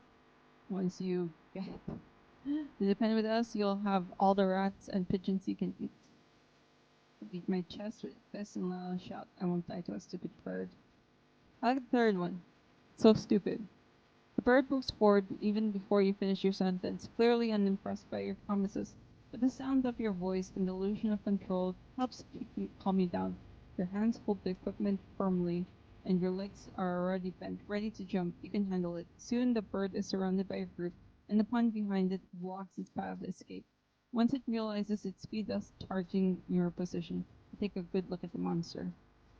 It's tall and wide with a massive head. The feathers are torn by wind. They are vividly brown and white and creamy, longer than your hand span, coating the creature like a cape. Its steps are heavy and deliberate. The neck is as long as its limbs. It keeps moving forward, sometimes staring at you, but with a single black pupil surrounded by deep orange. The light gray beak resembles the leaves of the local plants. The tip is curved, pointy and in no way smooth. Carries dozens of root. Excuse me. Maybe a sign of old age. Oh, hi, Bianca. Hello, hello. Welcome to the stream. Welcome to the stream. You made it before we're almost finished with the stream. Welcome, welcome. Or maybe a trace of hundreds of hunts. I tried to find its weak spot. It's just a huge step, a respectable opponent. I may be forced to kill it. Am I ready even to face it? Now we'll go with the first one because I am a scholar. Waits no more. It raises its head, makes a long piercing screech which fills the entire valley. The feathers on its neck are shaking, but also waving. Moved by muscles, it flaps its wings and lunges forward, still sharp, charging at you at full force. It's okay, Bianca, it's okay. Let me just save real quick because there's so many. Goodness. I can't win. Once it charges me, I'll roll away, giving it a chance to run away. I should try to rope it. Keep my distance and dodge. Hold my ground. Then grapple the bird. Goodness gracious. Maybe I should hold my ground, make a quick dodge. Let's try it. Oh, am I dead? Giant feet are pounding on the ground, with every leaf scuffing on the cloud leaves and sand. Its lower back it lowers its long neck, pointing at you like a long spear. You wait to duck at the last moment. In the blink of your eye, you show up the beast's side, surprising your shell at the large chest. It's too large for you to wrap its arms around you. You try to avoid its massive legs, but the monster turns out to be as confused as you are, making an angry screech, trying to shake you off. The feathers are scratching its cheeks, getting on your mouth. Once the bird gets rid of you, it runs east, not where it helps your companions. I should try to rope it. You prepare yourself to throw. The creature gets distracted by the approach of your companions. Your loop lands on its head. Yes! You pull it, squeezing the monster's thick neck. It twists its shell in anger, then it runs to you, not giving you a chance to choke it. While you may be in danger, you now have an additional way to stop it running this way. Keep my distance. Save. Let's save. Let's save. Let's save. Just in case, you know. It's either I hold my ground. I hold my ground. Let's hold my ground again. Ouch! Oof. Oof, oof, oof, oof, oof. You wait to duck at the very last moment. You try to catch the beast from the other side, but it's time to peck your shoulder. The gambeson does its job and protects your flesh. Though in pain, you press your shell against the monster's wing, trying to avoid its legs. The runner is just as confused as you are, making an angry screech and tries to shake you off. The feathers are scratching your cheeks and getting in your mouth. Once the bird gets rid of you, it runs east, not where it's only that, not aware that it only helps your companions. That's when the loop lands on its neck tightening quickly, and Sibby shouts cheerfully. The birds remain silent, maybe already out of breath. But when it dashes forwards, you so fast you can't help but step back. It's either it doesn't understand the danger involved in moving its own situation, or it doesn't care about it, so runs forward. Trying to play, makes 2 or 5 jumps. Yuri lunts where, without looking at him, you know that he's going to let go of the rope. Since I already cut it with my rope, all I have to do is stop it from getting away. Stand in its way, and once it gets close, I try to catch it. I have to block its path. Wait, let's save. Block its path and hope I won't get trampled to death. I may not be able to stop it, but I can charge it with nope. First one. First one. You dash with your rope and start to roll with your hands. You plant your feet on convenient rock and pull, felling the bird on its side, but its strength and weight knocks you down as well. It tries to get up, but you need to keep pulling, fighting against its muscular legs, neck and legs. Elon comes to rescue. It's now 2 against 1, and the beast can't make as much as a step. When Sivi grabs the second rope, the battle is over. The bird staggers, trying to keep its head straight until it's exhausted, falls into the ground. Yes, a save. Okay, time to regroup. Let's go. The bird keeps trying to find a way out, but with little luck, once it regains a bit of strength, it charges at you, but after just 2 leaps, it gets stopped by a second rope. It regains its voice, screeching at its tormentors. But there's something more hidden behind its previous threats and anger. Maybe pain, maybe contempt. A darn good job. Aye, you're good with the loop, adds Sibby loudly, uh, grasping for a breath after a long run. Better take this. He gives you his own quality rope. You won't untie that one of yours anytime soon. Shag me. I missed my throw. He shakes his head with a mixture of anger and embarrassment. Good thing we hired you. Uh, Good teamwork. I smell good teamwork. I nod at our prey. We should get going. If anything tries to get us, we'll get struggle to keep the bird on the rope. Good teamwork. Aye, you deserve the coins. Elon taps his pouch, but doesn't pull out any dragons. Let's move. The sooner we get back, the better. The other forager lets you know that he's ready. The runner is still far away and held out the rope. I gather my belongings and lead the men north, chit-chatting about their hunt. Let's freaking go, you guys. Whoop, whoop. Few minutes, the runner tries to get away, and even though it's exhausted, you have to move slowly, paying attention to its steps. The forger seems to know what they're doing, and no point you feel threatened by the creature. You keep looking around, but the other beasts seem to stay away. At one point, you notice a blue wolf coming among the shorter grass, but it only observes you in silence, standing on all posts, ready to run away. Your anxious companion fall quiet, but you kept moving forward. In the middle of your journey, you think about Sally. During your stroll, everything seems taller. The creatures you pass by feel more real, as if they're no longer just the shadows you leave behind. Being in the road without it feels lonely. I feel vulnerable, as if predators are trying to chase me. What matters even more is that I don't have most of my stuff. I'm unprepared for threats. Ooh. I feel vulnerable. I feel vulnerable.